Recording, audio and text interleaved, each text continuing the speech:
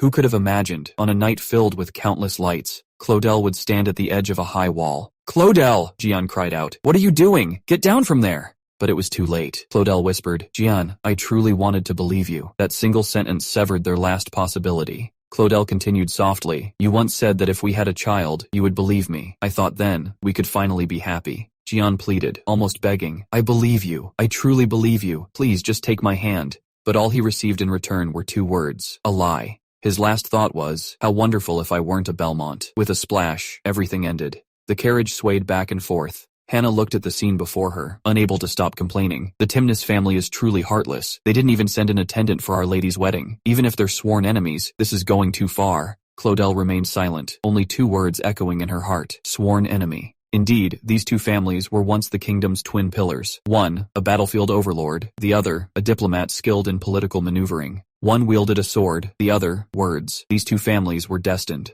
to never know peace. There was a time when their alliance brought the kingdom a period of peace. But who could have imagined this peace would be shattered by a trivial matter? Simply because of a baker's coin found in a banquet dish, the two families began an endless feud. Petty squabbles escalated into irreconcilable conflicts. Eventually, even the common folk on both sides began to despise each other. Then came the day the northern territories suffered a rare, devastating drought. The fragile balance completely shattered. Crops failed, food ran out. Desperate commoners had no choice but to abandon their homes with their families. To prevent the north from collapsing entirely, they needed the Timnis family's grain from the south. It was their only lifeline. So, the king issued a desperate command. Gian was to forcibly marry the Timnis family's daughter, Cludell. The great drought showed no signs of stopping. I cannot stand by and watch my people starve to death, one by one. In exchange, the Timnis family finally agreed to open their granaries. Cludell was the price, the betrothal gift for that grain. As long as those children can eat, I will accept this absurd wedding. Inside the Timnis family mansion, chaos reigned. The retainers were furious, believing that marrying their sworn enemy was a profound disgrace to their family. It's all because of that useless puppet king, insisting on this alliance. It's like grinding our family's dignity into the dirt.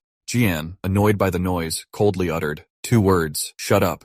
Didn't they know the two families were enemies? He didn't need anyone else to remind him. Just then, a servant rushed in, flustered. The rain outside is simply too heavy. The bride's carriage is stuck on the other side of the drawbridge. It can't get in. The patient was trapped. In the carriage, in the rain, Gian sneered. It seems the Timnis family's bride is here. She is unwelcome. He had no intention of greeting her. Instead, he coldly instructed the butler to make her understand her place. She was to walk from the carriage herself. Outside, the rain poured relentlessly. Hannah, the maid, was frantic. She rushed to inquire about the duke's intentions. The butler stammered. His Grace said the bride is to get out of the carriage and walk back to the mansion herself. Hannah was stunned. To make a bride in a wedding dress walk in this weather? This was no welcoming ceremony. Hannah's voice trembled with anger. Not a single attendant to meet her all this way, and now they expect the bride to walk through the rain? Is this how the Timnis family treats its guests? Cludell called out to her from inside the carriage. Complaining won't solve anything. The wedding dress was indeed heavy and cumbersome, but she still reached out, deciding to walk into the storm herself. Other brides had paths paved with flowers, wearing their most beautiful shoes. She, however, could only struggle through the mud.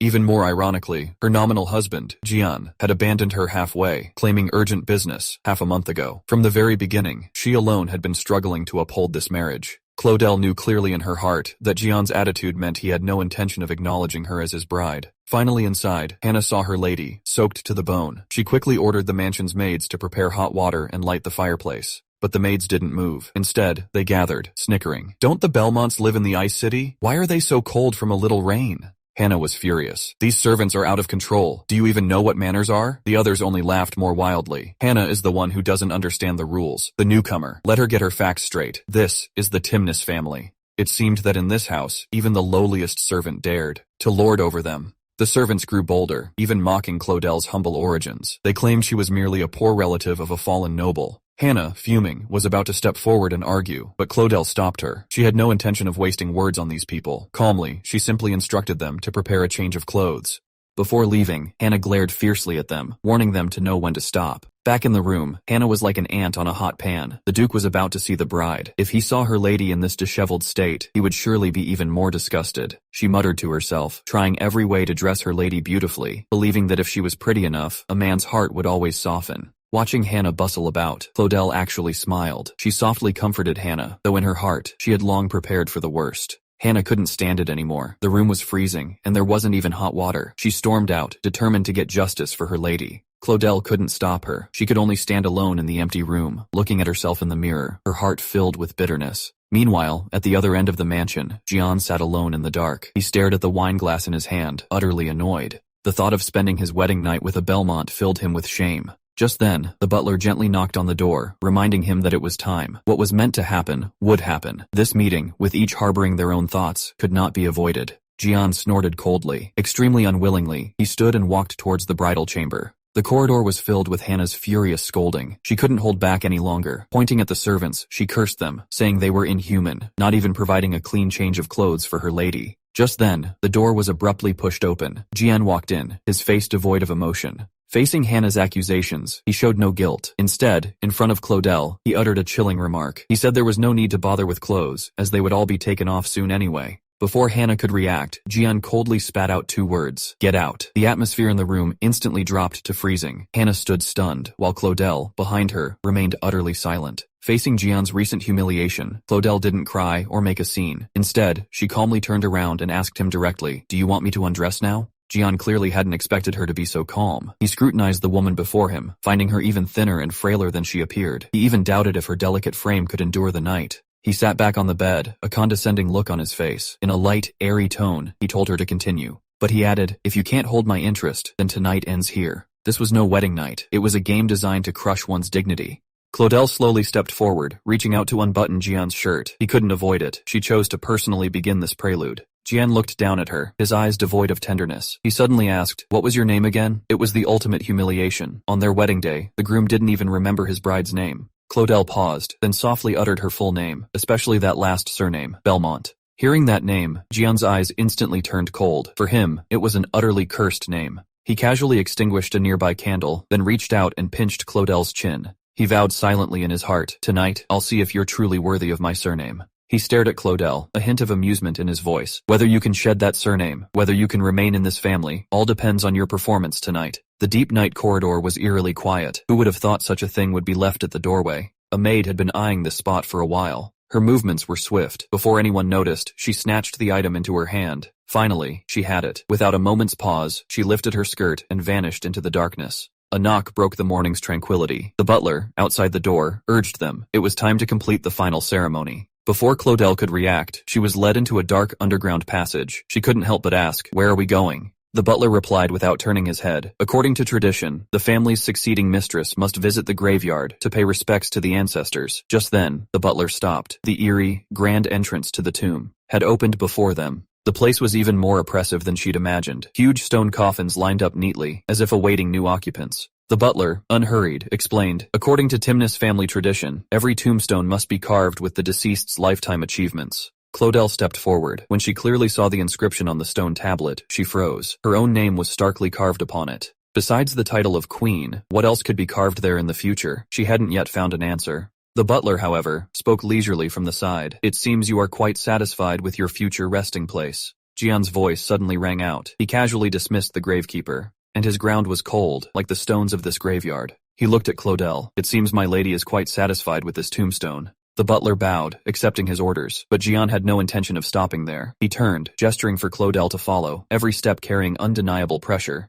Cludell had just started to walk right when he yanked her back. He sneered, "Don't you even understand such basic rules? In this eerie family graveyard, he would not only control her life and death, but even the path beneath her feet." Gian's movements remained rough. He dragged Cludell forward, striding quickly, completely ignoring the stares of others. Cludell lowered her head and looked at her wrist. Though held very tightly, she felt no pain at all. This made her think of the man from last night. He had been so wild, yet by this morning, her body felt no discomfort at all. This strange restraint made Cludell wonder which side of this cold-blooded man was truly real. Cludell. The more she thought, the more something felt off. Could that cold Gian truly be considerate of her? She suddenly remembered a rumor. In the kingdom of Oberon, there was a tradition. If a husband was pleased with his newlywed wife, he would present a valuable gift after their wedding night. This wasn't just about giving an item. It represented recognition and respect, signifying that the husband did not scorn the marriage. Cludell secretly watched Gian. The man remained expressionless, his thoughts impossible to read. He knew this gift would determine his future standing in the family. It seemed the long-awaited gift still hadn't appeared. Cludell knew deep down. This meant Gian didn't take her seriously at all. Gian remained cold and distant, as if nothing had happened. Both were lost in their own thoughts, until night fell. The atmosphere at the banquet was somewhat somber. Gian silently swirled his wine glass, the surrounding chatter seemingly irrelevant to him. His mind was filled with the woman's image. He'd expected her to cry or beg, but her reaction was completely unexpected. Gian took a sip of red wine and quietly remarked, "What a strange woman." Gian stared at Cludell before him. His eyes were full of doubt. Did this woman truly want to die? Her defiant demeanor from last night still bothered him. She hadn't even been willing to open her eyes. Yet, despite this, Gian had offered his most precious token of sincerity, his mother's blue diamond ring, symbolizing his commitment to this marriage. Now, Cludell's hand was empty. Not even a trace of the ring could be seen. Gian's gaze turned cold. Did she truly disdain this gift, or did her ambition run far deeper? The officials at the banquet didn't take this wedding seriously. In their eyes, it was merely a one-year transaction. Some had even started a countdown, eager to completely eradicate Cludell's family from this territory.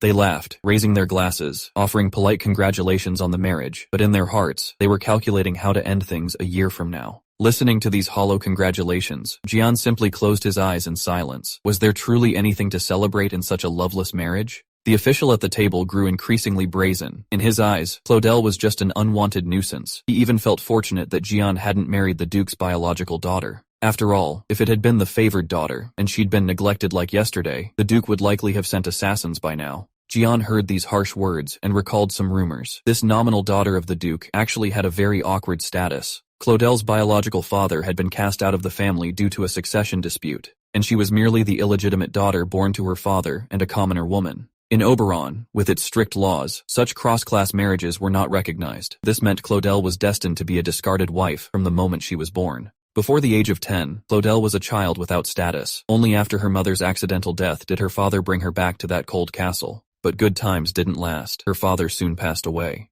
leaving a will on his deathbed, entrusting his poor daughter to his uncle. Gian looked at the woman before him, understanding most of the story. She was adopted by the Duke only because her red hair and golden eyes proved she carried the family's bloodline. Just then, the conniving official made an outrageous request. He smiled at Gian and said, "When the one-year marriage contract ends, and you cast this woman aside, could you give her to me?" Gian clearly hadn't heard, or perhaps he couldn't believe the man was so audacious. The official calmly explained that he'd been infatuated with women from that family since his youth. Unfortunately, no noble ladies were willing to marry into this desolate region. He stared at Cludell, his voice full of calculation. "Since this woman has already been abandoned by her family, and she'll have nowhere to go after you cast her out in a year, please, Duke, bestow her upon me." Gian didn't even bat an eyelid after hearing this. He simply uttered a cold, "Do as you please." These words directly sealed Cludell's future. In this man's eyes, his new wife was merely an object to be given away. Just then, Duke Belmont arrived at the castle. Gian heard the report, and a hint of mockery appeared on his face. In his view, his uncle was terrifyingly punctual. The moment dowry money was mentioned, he ran faster than a debt collector. In the living room, the atmosphere was suffocating. The Duke sat grandly, facing Cludell, the woman he had personally delivered. Looking at his silent niece, the Duke was curious about what this girl, whom he'd sold as merchandise, was feeling. He didn't care about Cludell's life or death. All he cared about was the enormous sum of money he was about to receive. Facing the relative who had sold her, Cludell couldn't utter a single word. She could only sit silently beside him. The Duke slowly set down his teacup, making a crisp sound that echoed harshly in the quiet room. He looked up, his eyes devoid of pity. "Are you ready to die?" Gian stood by the window. That old fox rushed to see the woman as soon as he arrived. This was certainly not a display of deep affection. It seemed her unusual behavior on their wedding night was all. A deliberate act orchestrated by that old man. He knew this might be a trap, yet why couldn't he help but care? Never mind, she was, after all, from that family. She wouldn't even accept his gift. Let these days end quickly. Who would have thought the Duke's first words would be to ask his niece how her preparations for death were coming along? Cludell calmly replied, "Everything is proceeding as planned. My health is indeed worsening." This was exactly the answer the Duke wanted. "As you wish, my Duke." The Duke felt no pity upon hearing this. Instead, he felt relieved. In his eyes, his niece was merely a tool for revenge. He sneered, "When the day of revenge arrives, your death will become the family's greatest sacrifice." Seeing Cludell grow thinner each day, his only concern was whether the wedding was proceeding as planned. Cludell quietly replied, "Everything is as you wish." The Duke was now completely at ease. Once the wedding was successfully completed, he could deliver a fatal blow to Gian from behind. The Duke's plan was utterly insane. He intended to pin all crimes on Gian the moment his niece died, making him pay for this marriage. He even demanded Cludell be grateful until her death, for all of this was for the family's benefit. Cludell replied expressionlessly, "As you wish." The Duke smirked. Gian, that fool, would soon arrive. He had no idea he was paying a hefty price to bring back. Not a bride, but a grave he'd dug for himself. Amidst the Duke's arrogant laughter, Cludell could only endure in silence. She was like a bird trapped in a cage, awaiting her inevitable fate. Meanwhile, Gian and his retinue had already entered the Duke's mansion. For him, the thought of seeing that old fox made him sick. Gian was even seriously considering simply eliminating the man right here. If he could personally send the Duke to the crypt, that scene would be truly spectacular. Gian hadn't gone far when a woman blocked his path. It was his distant relative, Andy Oni. She spoke with an accusatory tone, clearly having held it in for a long time. Gian didn't even lift his head, coldly asking what she wanted. Andy Oni's emotions instantly spiraled. She simply couldn't accept that Gian would marry that woman. She glared at Gian, her voice filled with resentment. She loudly demanded, "I was clearly the most suitable choice. How dare you choose someone else over me?" Facing Andy Oni's accusations, Gian's eyes instantly turned cold. He retorted, "Who gave you the audacity to speak to me like that?" Andy Oni refused to give up. She played the emotional card, claiming she had only ever loved Gian since childhood, begging him not to be so heartless. But to Gian, these words were utterly tiresome. He had given this woman dignity, yet she constantly pushed her luck. Gian completely lost his patience. He coldly warned Andy Oni, "If you have an issue with this marriage, take it up directly with the king." These words were a direct death sentence for Andy Oni. In this palace, no one dared defy the king's decree. Gian couldn't even spare her a glance. He coldly dropped a single sentence, "Don't ever appear before me again." If not for the family's reputation, he wouldn't have tolerated her this long. This was his final warning. Gian left without looking back, leaving Andy Oni alone, slumped miserably on the cold floor. The surrounding socialites, eager for gossip, immediately gathered around. Their words were praises, but their tones were sharp as knives. Someone sarcastically remarked that she was famous now. His Highness Gian will probably never forget her spectacular performance today. She had hoped to rise to power, but instead became the laughingstock of the entire palace. Andy Oni trembled with rage. She couldn't believe that lowly woman dared to climb into his highness's bed. In Andy Oni's heart, this was an utter disgrace. From childhood, her gaze had never left Gian. She had silently watched him, waiting for the day they would grow up. Moreover, her mother came from a prestigious family. The noble blood flowing through her veins made her incredibly confident. She had never doubted that Gian would eventually marry her, because only she was worthy of that noble lineage. Andy Oni's eyes turned sinister. She stared ahead, with only one thought in her mind. The position beside Gian belonged solely to her, from beginning to end. Anyone who dared to snatch it would pay the price. In a corner of the palace, the socialites were still whispering. They believed if Andy Oni became the Duchess, life would certainly be far more exciting. After all, Andy Oni had promised countless balls and invitations to the most handsome knights, which made everyone remember her fondly. Meanwhile, Andy Oni was lost in her own world. She felt her absence from yesterday's banquet was entirely due to the immense grievance she had suffered. She looked out the window, her heart filled with obsession for Gian and hatred for Cludell. She firmly believed Gian had been deceived by that witch. Just then, a maid quietly approached. Andy Oni's eyes instantly sharpened. She was desperate to confirm one fact. Had Gian truly been with that woman last night? Before the maid could answer, Andy Oni pressed on in a low voice. "Did you bring the things I asked for?" It seemed she was ready to make her move. The maid carefully handed over a box. The items were finally in hand. Andy Oni's main concern was the flowers, which served as evidence. Hearing that the flowers had been completely burned, she finally sighed in relief. The thought of that woman clinging to his highness made her grit her teeth in hatred. She could never forgive such a thing. The maid, a clever woman, immediately offered her unwavering service. For any action against that woman, she would be ready at a moment's notice. Andy Oni was very pleased. She arrogantly promised that when she became Duchess, the maid would certainly be well rewarded. With their own schemes in mind, the two parted ways. Andy Oni eagerly opened the box. Inside was an exquisite sapphire ring. She slowly slipped the ring onto her finger, watching the light shimmer, as if her long-desired position was now within reach. Andy Oni looked at the ring on her left hand, her voice tinged with madness. She told Gian to wait a little longer, because she would never let that witch get away. Meanwhile, the Duke was preparing to leave. Although his wishes weren't fully met this time, he clearly remembered Gian's favor. Gian politely saw the family off, wishing them a safe journey back to the city. As their carriage slowly left the estate, the farce finally came to an end. Gian turned to Cludell. He suddenly brought up the first night gift, saying it held great meaning for him. Cludell froze. She hadn't yet grasped the hidden meaning in Gian's words. Before Cludell could react, Gian stopped abruptly. His voice carried an unsettling, oppressive tone. He stared at Cludell, asking if the gift wasn't to her liking, which was why she seemed so cold. Was it the gift she disliked, or him? Cludell wanted to object, but found no opportunity. Gian's words grew harsher. He even questioned if the Duke had failed to teach her basic etiquette. This wasn't an argument, it was a blatant insult. Gian coldly reminded her that receiving a first-night gift meant wearing it immediately. It was a basic rule. Cludell looked into his eyes. She suddenly remembered his gaze on their wedding day. It had been even colder than this. It turned out he wasn't targeting her specifically then, but was displeased with the entire situation. Before she could fully understand, Gian impatiently cut her off. He questioned her again. Did she truly dislike the gift? Cludell quickly explained that she actually liked the gift very much. But Gian wasn't convinced. If she liked it, why wasn't she wearing it when she came to see him? She lowered her head and stammered. Finally, she could only make the excuse that she felt unworthy of such a valuable item. Hearing this answer, the coldness on Gian's face didn't dissipate. He merely replied, "Fine," then left without looking back. Gian gestured for her to enter the house, but Cludell kept regretting her lie. Now, things were completely complicated. Meanwhile, the atmosphere inside had dropped to a freezing point. Hannah was raging at the maids. She thought they were insane for missing the scheduled mealtime. She sternly ordered everyone to immediately take dinner to the Duchess, without a second's delay. The mansion's maids openly withheld food. They even spoke harshly, saying that even if Cludell starved to death, the Duke wouldn't even spare her a glance. They even began to gossip that Gian would soon marry a new love, and the current Duchess was utterly useless. Hannah trembled with anger. Even if it was just a slice of bread, she vowed to bring it to her mistress. Just as both sides were arguing fiercely, Cludell pushed the door open. She coldly put an end to the farce. Cludell didn't want to eat anything now. She indifferently dismissed everyone, wanting only to be alone. Hannah was still worried. She ran after her, urging her to eat, even if it was just a little. Cludell refused her again. She sat at the empty table, looking utterly dejected. Hannah worried her cold had worsened, but Cludell knew this feeling of helplessness couldn't be cured by medicine. Hannah held her mistress's hand, begging her to speak her mind. After all, in this mansion, Hannah was her only support. Cludell finally spoke. She said Gian had just mentioned the wedding gift, asking if she hadn't worn it because she disliked it. Hannah was confused. How could she like or dislike something she'd never even seen?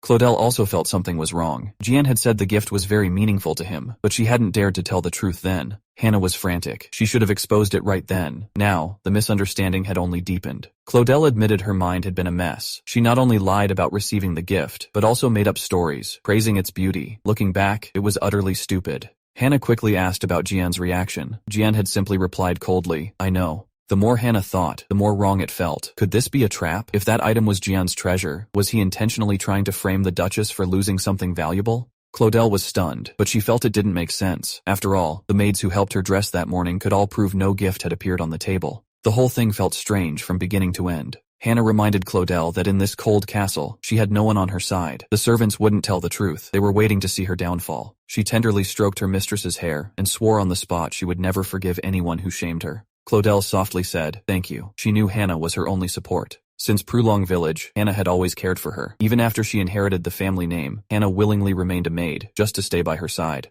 In this place full of lies, this loyalty was her last comfort. On those sleepless nights, only with Hannah by her side could Cludell barely sleep soundly. For her, Hannah was her most genuine treasure. Hannah volunteered to personally investigate the gift's whereabouts. She smiled, comforting Cludell, saying she was the most capable maid in the castle, and her mistress should rest assured. Looking at Hannah's confident demeanor, Cludell nodded, but the uneasy feeling in her heart couldn't be suppressed. She just felt this matter wasn't so simple. The late-night corridor was cold and quiet. Cludell felt uneasy. Unused to sleeping alone, she tossed and turned, unable to close her eyes. She had intended to walk around and clear her mind, but as soon as she looked up, she ran into the person she least wanted to see. Gian's shirt was unbuttoned, and his tone was playful. He asked Cludell if she was waiting for him, adding that if he'd known she was so eager for tonight, he would have come sooner. Gian sat alone in his study, watching the departing carriage. He couldn't help but sneer. What an old fox. He got everything he wanted, then slipped away without even a backward glance. He stopped writing, but Cludell's image filled his mind. This made his already irritable mood even harder to calm. Things were getting more complicated. What was he to do with this woman? Gian stared at the empty room, his heart pounding. Was it too eager to go to her bedroom now? He tried hard to calm himself. After all, the sun hadn't even set. If he went now, it would make him, as her husband, seem like he was always eagerly waiting for her. But the images in his mind wouldn't go away. He felt he was truly crazy to be so impatient. He said he wouldn't go, but his feet had already carried him to her doorway. Staring at the closed door, he still made excuses. If she was fast asleep, was it appropriate to wake her now? This agonizing dilemma was truly maddening. Gian found this feeling utterly annoying. He had received the strictest air training, taught how to control his desires, but now, all that so-called self-discipline was worthless in front of that woman. He finally understood why the family's previous heads had lived like ascetics, because once indulged, there was truly no going back. He pushed the door open. Looking at Cludell in the room, a playful smile touched the corner of his mouth. He whispered, "If I'd known you were so impatient waiting for me, I should have come sooner." Now, the situation was completely under his control. Gian directly pressed her onto the bedside. His tone held undeniable dominance. He said there was no need to wait at the doorway in the future. Just stay obediently in bed.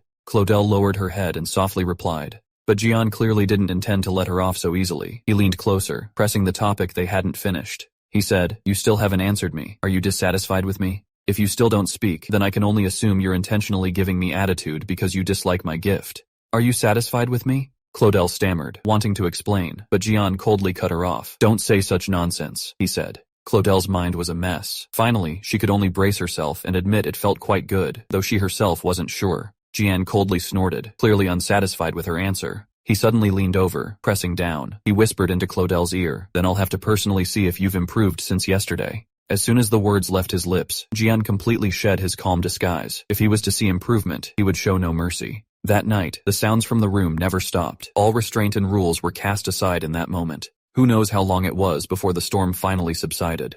Gian looked at the woman before him. His eyes held less coldness, but more unreadable emotions. Cludell lay collapsed on the bed, unable to even move a finger. Who could have imagined that what began as a probing game would evolve into such an uncontrollable situation? After the madness, only a death-like silence remained in the room. Gian was fast asleep, but Cludell couldn't close her eyes. She was clearly exhausted. Yesterday, she had simply passed out, but today, her mind was a tangled mess. To calm herself, she simply sat up, intending to help Gian tidy the clothes scattered on the floor. But just as she picked up his clothes, something suddenly slipped from a pocket. It rolled several times across the floor. Cludell froze. These clothes actually hid a secret she had never seen. Cludell picked up the ring from the floor. She hesitantly handed it to Gian, saying it had fallen from his clothes. Gian didn't even glance at it. He casually brushed it off, saying it was just a small broken part of his clothes. A tailor could fix it. But Cludell stared at the ring. She felt something was wrong. It clearly wasn't just an ornament. She suddenly asked, "Can I have this?" Gian froze. He completely failed to understand why she wanted a broken trinket. But he clearly didn't want to waste words on it. He simply rolled over and lay down, coldly dropping, "As you wish." The ring was left, but Gian's indifferent attitude left Cludell even more uncertain.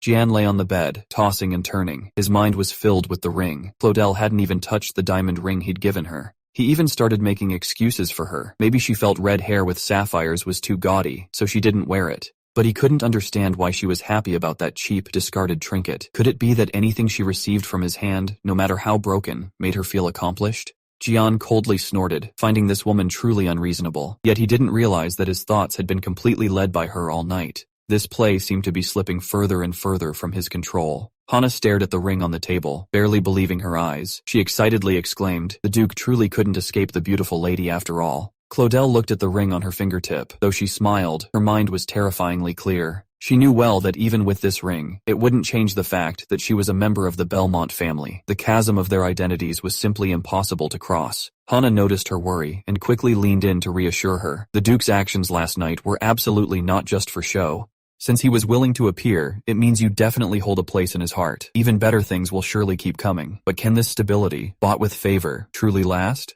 Cludell quietly asked Hana, "Do you really think the Duke has fallen for me?" Hana answered with an immediate, confident yes, then excitedly ran off to prepare breakfast. Cludell smiled, promising to eat well. It seemed everything was moving in a positive direction. But the moment the door closed, all her pretense instantly collapsed. Only she remained in the empty room. She couldn't hold it in any longer. She clapped a hand over her mouth, and bright red blood seeped through her fingers. She had been feigning composure all along. This body, she feared, had long since reached its limit. No one knew how much longer she could endure. Hana had been in high spirits, happy for her lady, thinking the Duke had finally come to his senses. But before she'd walked a few steps, the gossip she overheard completely soured the mood. A few maids gathered, whispering about that redhead, saying the woman was completely deluding herself. Hana quickly stepped forward, demanding, "What exactly is going on here?" The maid, however, scoffed, saying, "That's no gift at all. It's just a button that fell off the Duke's clothes." This was a huge problem. Her genuine feelings had been turned into a colossal joke. Cludell heard the jarring word theft even before she entered the room.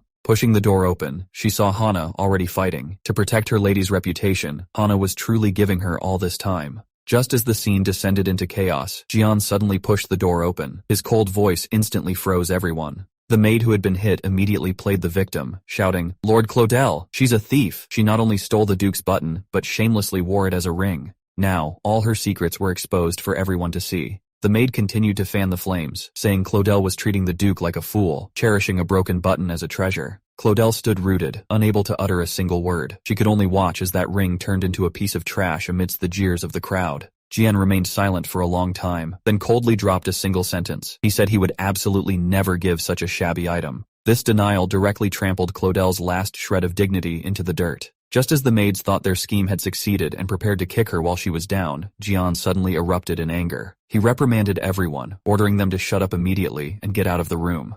Now only the two of them remained. He even bluntly told her, "No one here will help you. Don't expect anything from me." Gian's tone was utterly icy. He warned Cludell, "Don't cause any more trouble. It's best to live quietly in this castle, like a mouse playing dead." Back in the room, Hannah was so furious she felt like exploding. She threw pillows and cursed, saying Gian was the worst scoundrel she'd ever met. How could such a heartless person even exist? In contrast, Cludell, who had been wronged, remained unusually calm. She even turned to comfort Hannah. It seemed that in this cold castle, she had long learned how to face such humiliation. Hannah grew angrier the more she thought about it, convinced this wasn't over. That man's methods of torment were too cruel. She simply couldn't swallow this. But Cludell was still defending Gian, believing it was all just a misunderstanding. Hannah's heart broke hearing this. She had been bullied so badly, yet she still protected him. She rushed forward, trying to snatch the broken button, saying she'd throw it into the kitchen fire to burn, so it wouldn't be an eyesore here. But Cludell desperately protected it in her palm, humbly begging Hannah not to do it. This plea completely disarmed Hannah. She wasn't angry at her lady, she was heartbroken. Heartbroken that Cludell had become humble to her very core in this castle.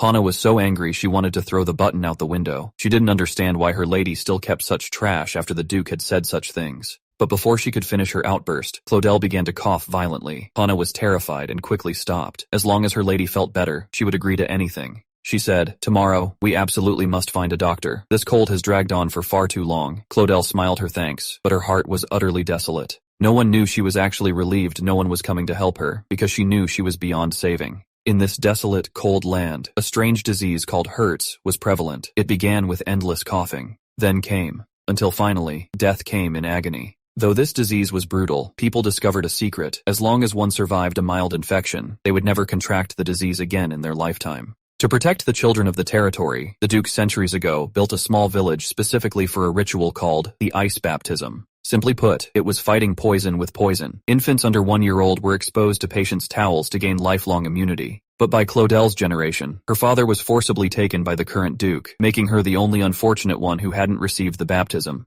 Even more chilling, when the Duke discovered she had a terminal illness, he showed no pity. Instead, he revealed a terrifying smile. He even brazenly advised her, "Since you're going to die anyway, why not contribute your last bit of warmth to the people of the territory before you go?" For the innocent children of the territory, Cludell finally nodded. She accepted that absurd request, imprisoning herself in this cage called Temenis. She looked at the ring on her left hand, knowing better than anyone that she only had a month or two left. All the humiliation and pain would eventually turn to ash with her. She just wanted to leave this tiny trace, proving she had truly lived. But while she could endure, those around her could not. Hannah found it increasingly outrageous. Her lady never lied. How dare that so-called husband publicly humiliate her? This matter absolutely could not be left alone. The moment that man showed his face, she would make him pay. Hannah stopped at the door and knocked loudly. Hannah burst through the door, expecting to see the heartless Duke. To her surprise, a strange woman was sitting inside. Andione scrutinized her from head to toe, asking dismissively, "And who might you be?" Hannah wasn't having any of it. She retorted, "And where did you come from?"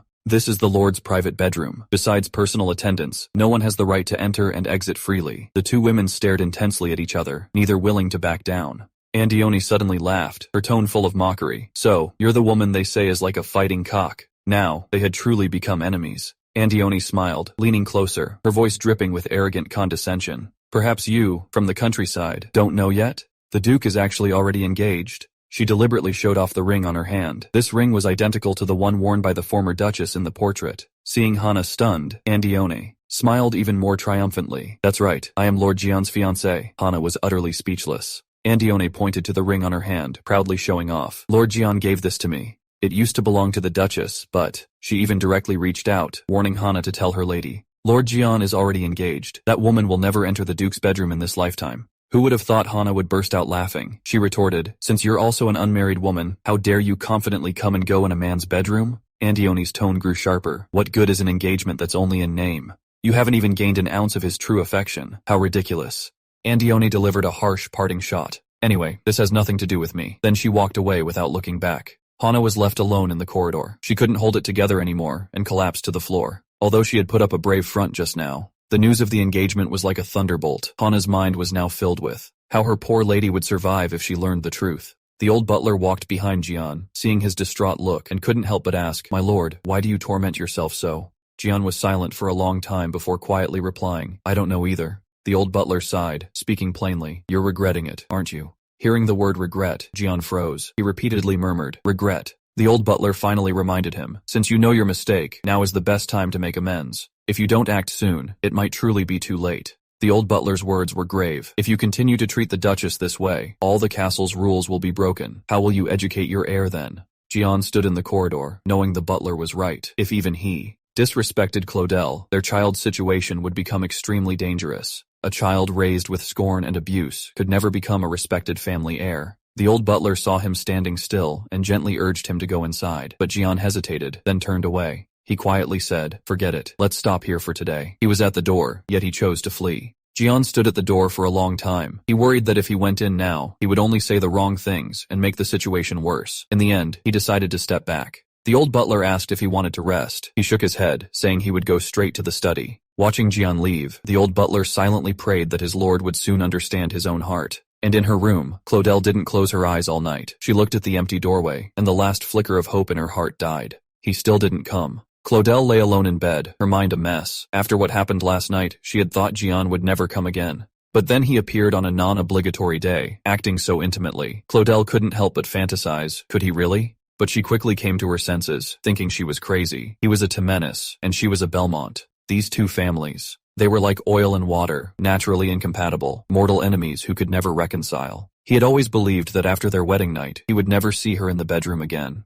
But now, the situation had completely surpassed his expectations. Cludell suddenly felt a sharp pain. Emptiness and agony washed over her like a tide. She couldn't understand why her life had become so miserable. Then, she coughed violently. When she opened her palm, it was covered in blood. In that moment, she finally realized her body had completely given out. She feared her life would soon end. Her parents' sudden death, 10 years of tormenting insomnia, and the piercing chest pain she'd endured for months. Add to that the cold stares and contempt she faced in Rowan Castle. All of it plunged her into unprecedented despair. She felt like someone trapped in an abyss, with no hope left. Cludell knelt alone by the window. She felt her time was running out. All she wanted now was a quick release. She begged anyone to take her from this painful place. Meanwhile, Andione watched everything from the shadows. When he saw the maid, Hannah, appear alone, his heart swelled with delight. He had waited all night for Gian, thinking his chance was gone. But now, it seemed Gian hadn't visited that woman's room last night. Andione grew even more certain. Gian must have been tricked and deceived by that woman. How else could he not even enter her room after their wedding night? He sat in his chair, laughing wildly. A wicked plan had formed in his mind. Once that woman was gone, Gian would surely return to him. Cludell's situation had just become even more perilous. Andione couldn't wait any longer. He had to quickly find a way to completely eliminate this problem. He stared at the ring on his left hand, his eyes burning with greed. This wasn't just jewelry, it was the status he had always coveted. His ambition could no longer be contained. He wanted it all. This ring, a symbol of power, and the esteemed Lord Gian himself. He would seize them. He wouldn't hesitate to use any means to achieve his goal. As Gian returned to the castle, the butler rushed to greet him. But Gian looked around, failing to see that familiar figure. It seemed Cludell still hadn't come out to meet him. The atmosphere instantly turned icy. He wondered if things wouldn't have escalated if he hadn't said those words. If he had told the truth then, or if his mother were still alive, the situation might be entirely different. But there was no turning back. He could only watch helplessly as things spiraled out of control. 7 years ago, just as Gian came of age, he lost his parents forever. A sudden, severe illness claimed the Duke and Duchess. It also claimed the Queen, who was their twin sister. From then on, they bore heavy burdens. One ascended the throne, the other inherited the ducal lands.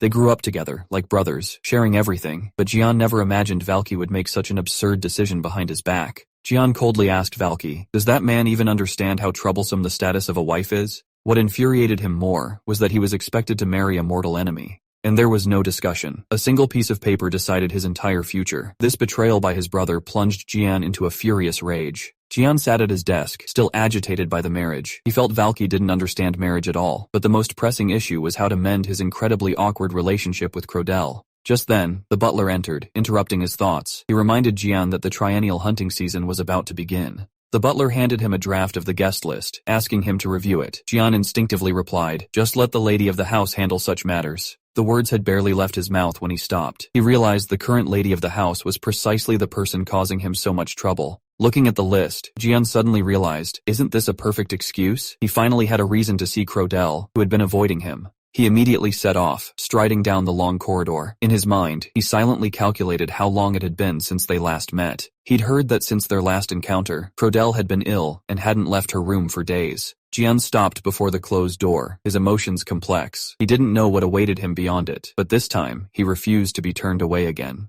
As Gian walked, he silently hoped Cludell's health had improved. But when he reached the door, the corridor was empty. Not a single guard was present. Gian's face darkened. No matter who Cludell was before, now that she was married here, she was the lady of this entire castle. This blatant neglect displeased him greatly. He even began planning how to reprimand the captain of the guard. He stopped at the door, raised his hand, and gently knocked. After knocking for a long time, there was no sound. Gian couldn't wait. He pushed the door open and walked in. The room was silent. Unfinished letters lay scattered on the table. Gian looked around, wondering, did she go for a walk? Since she wasn't there, Gian hesitated, wondering if he should just leave, but when he turned, he saw a familiar figure on the large bed. Cludell hadn't gone anywhere. She was simply sleeping soundly, peacefully. Gian softened his steps, slowly approaching the bed. He was afraid to disturb the quiet of the moment.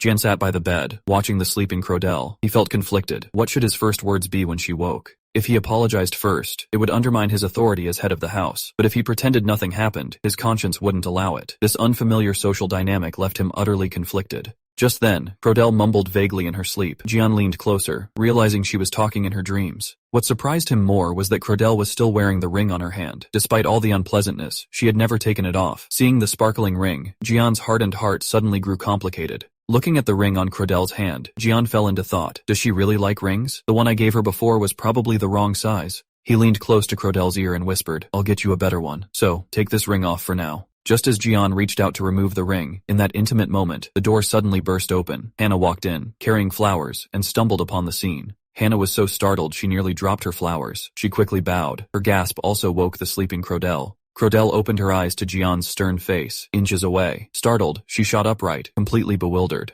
And just like that, the once quiet room was plunged into extreme awkwardness. That hint of intimacy from moments ago. With Cludell's startled awakening, it vanished without a trace. Gian's expression, turned back to its usual coldness. Gian immediately asserted his dominance, scolding her. You clearly don't respect the dignity of the lady of the manor. Do you intend to simply idle away your days in this castle? Cludell quickly explained that things weren't as Gian thought. Gian sneered, then seized the opportunity to assign her a difficult task. He pointed to the list on the table. Since that's the case, sign all these invitations. He gave his instructions, then turned and left, not even sparing her a glance. As soon as he left the room, Gian regretted it. He felt insane for saying such hurtful things. He had intended to hold back, but the moment he saw Cludell, his words twisted into something else entirely. Things had completely spiraled out of control. This was not his intention at all. Whenever he faced that woman, he became unlike himself. What was the cause of this inexplicable irritation? Hannah was absolutely furious. She felt Gian's words were outrageous. Her lady had suffered so much lately, yet he called it laziness. Cludell, however, remained calm. She even felt her own weakness had allowed Gian to see through her. But when she picked up the list, she realized things weren't so simple. Though Gian's tone was harsh, the tasks he assigned were privileges only the lady of the manor possessed. This wasn't punishment, it was an indirect acknowledgement of her status. Looking at the invitations, Cludell finally put pen to paper. She signed not just a name, but her identity as a member of the Timnis family. Was Gian trying to force her to acknowledge her inherited status this way? Before she could figure it out, Rowan's decade-long main event was about to begin, the rumored Beast Hunt Festival. This was no simple hunt. It was a grand stage for all noble ladies to subtly compete and display their status. The real test was only just beginning. The festival arrived as scheduled. The moment Cludell appeared, she became the center of attention. Her iconic red hair stood out conspicuously in the crowd. Everyone whispered, trying to discover the background of this new duchess. Gian watched silently from the side, but his mind was on something else. He hadn't expected her to go directly to his office, causing them to miss each other. Since they missed each other, he'd make it quick once the hunt began. He would take her to an empty tent and make everything clear. It seemed the upcoming hunt was destined to be anything but peaceful. Gian stood on stage, giving a formal speech, welcoming everyone to the Beast Hunt Festival. As everyone was immersed in the solemn, harmonious atmosphere,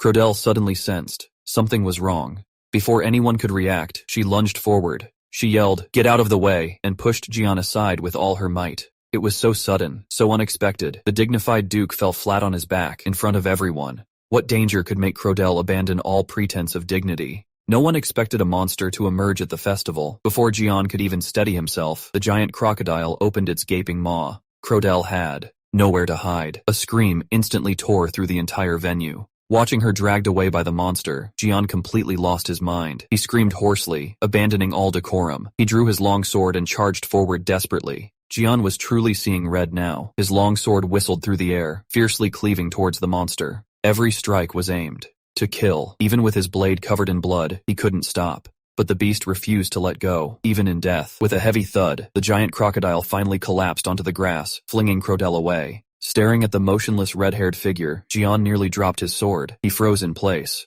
The ground was covered in shocking bloodstains. Cludell lay there, on the grass. Gian stared intently at the scene, frozen in place, unable to process what he saw. Attendants rushed over, repeatedly asking if the Duke was injured. Gian simply lowered his head and mechanically replied, "I'm fine." But looking at him, so distraught, it was like he'd lost his soul. The attendant was still patting his chest, saying, "Thank heavens. Thank goodness the Duke is safe and sound." To Gian, these words were like rubbing salt in a wound. The fire in his heart could no longer be suppressed. He spun around abruptly, delivering a powerful punch that sent the lead attendant sprawling to the ground. With that punch, the entire scene fell into a deathly silence. Gian coldly uttered 2 words, "Shut up."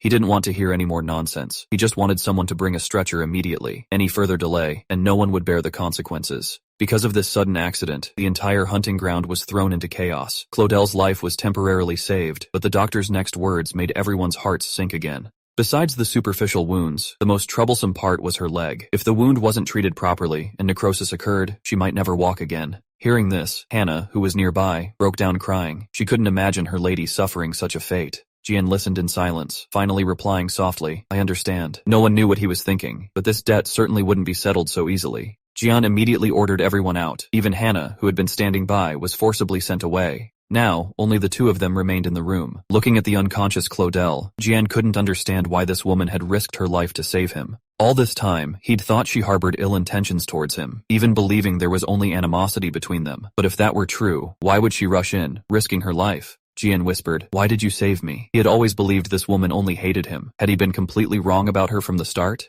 Their family's relationship was so strained. If he died, all the power and wealth would be hers. Yet, she risked her life to pull him back from the brink of death. Looking at the unconscious Cludell, he gently held her hand and said, "Don't worry, your leg will be fine." Gian seemed like a changed man. He not only promised to heal his wife's leg, but even started caring about small things he'd never paid attention to before. He handed a bouquet of fresh flowers to Hannah, instructing her to make sure they reached his wife. He also specifically told her that if he couldn't return by noon, she must ensure his wife ate on time. Watching Gian's retreating back, Hannah was completely stunned. Was this really the same cold-blooded man? She had always thought he was a complete scoundrel. She never imagined he would have a moment of conscience. To be honest, Gian's current attentiveness was a bit overwhelming for Cludell. Looking at the room full of flowers, even the maid Hannah began to wonder if this man was possessed. Otherwise, why would he suddenly change his heart? Cludell said it was impossible, but seeing these beautiful flowers, a ripple stirred in her heart. Who would have thought that ever since the hunting accident, Gian had completely transformed? He not only surprised her with different gifts every day, but he even personally fed Cludell every meal. Was this meticulous care born of guilt, or had he truly fallen for her? Hannah gently comforted her lady while tidying the bedding, saying, "The doctor's medicine is very effective. The wound will heal quickly." But there were some things Hannah dared not say aloud. The doctor had privately mentioned that her lady's leg might very likely be permanently disabled, just as the mistress and maid were. Talking, the door suddenly burst open. A lavishly dressed woman stormed in, her first words dripping with malice. "I hear you've become a cripple." This blatant provocation left Hannah speechless with anger. Who visits the sick like this? Cludell, however, remained calm. She looked at the unfamiliar woman before her and asked in a flat tone, "And who might you be?" Andione clearly had no intention of backing down easily. She deliberately raised her hand, displaying a sparkling ring, her tone full of provocation. She sneered, "If you still don't believe me, you can ask your maid, Hannah. After all, Hannah personally saw me walk out of Lord Gian's bedroom that day." At these words, the atmosphere instantly dropped to freezing point. Hannah stood silently to the side. Meanwhile, Gian was in his study, listening to the tailor present the latest jewelry designs. This set of jewelry was not only luxurious, but also perfect for everyday wear. Gian stared at the jewels, clearly preparing a thoughtful gift for Cludell. Gian looked at the jewelry, still trying to convince himself. He used to despise men who used trinkets to please women. He reassured himself that this wasn't flattery, it was purely to repay her life-saving kindness. So, with a wave of his hand, he not only ordered this ring, but also requested matching necklaces and hair ornaments, emphasizing extravagance. When the tailor asked when he could meet Lady Cludell, Gian suddenly realized something.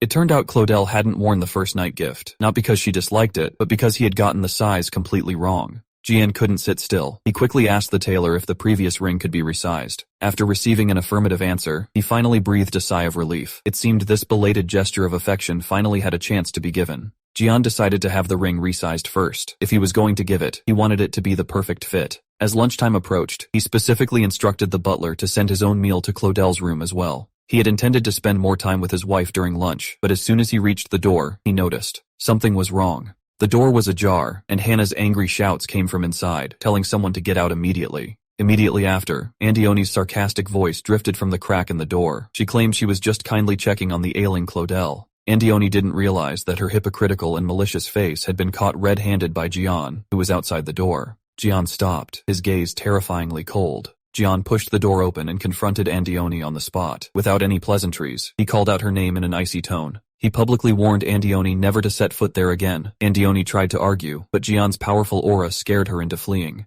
Looking at the bouquet Andioni had left, Gian found it an eyesore. He coldly ordered Hannah to dispose of it immediately. After seeing off the unwelcome guest, Gian walked to Cludell's bedside. Cludell clearly hadn't processed what was happening, unsure why he had suddenly appeared. Gian quietly explained that the jeweler wanted to see her. Before Cludell could understand, the jeweler had already entered the room and bowed. It turned out Gian was serious. He had specifically brought someone to measure Cludell, intending to custom make a set of the most perfect jewelry for her. The jeweler was about to step forward to measure Cludell, but before he could touch her hand, Gian coldly interrupted him. He took the measuring string himself, saying he would handle this personally. Even the jeweler was stunned, only able to offer careful guidance from the side. Gian learned very seriously. He carefully wrapped and marked Cludell's wrist and fingers, circle by circle, following the steps, watching his clumsy yet focused demeanor.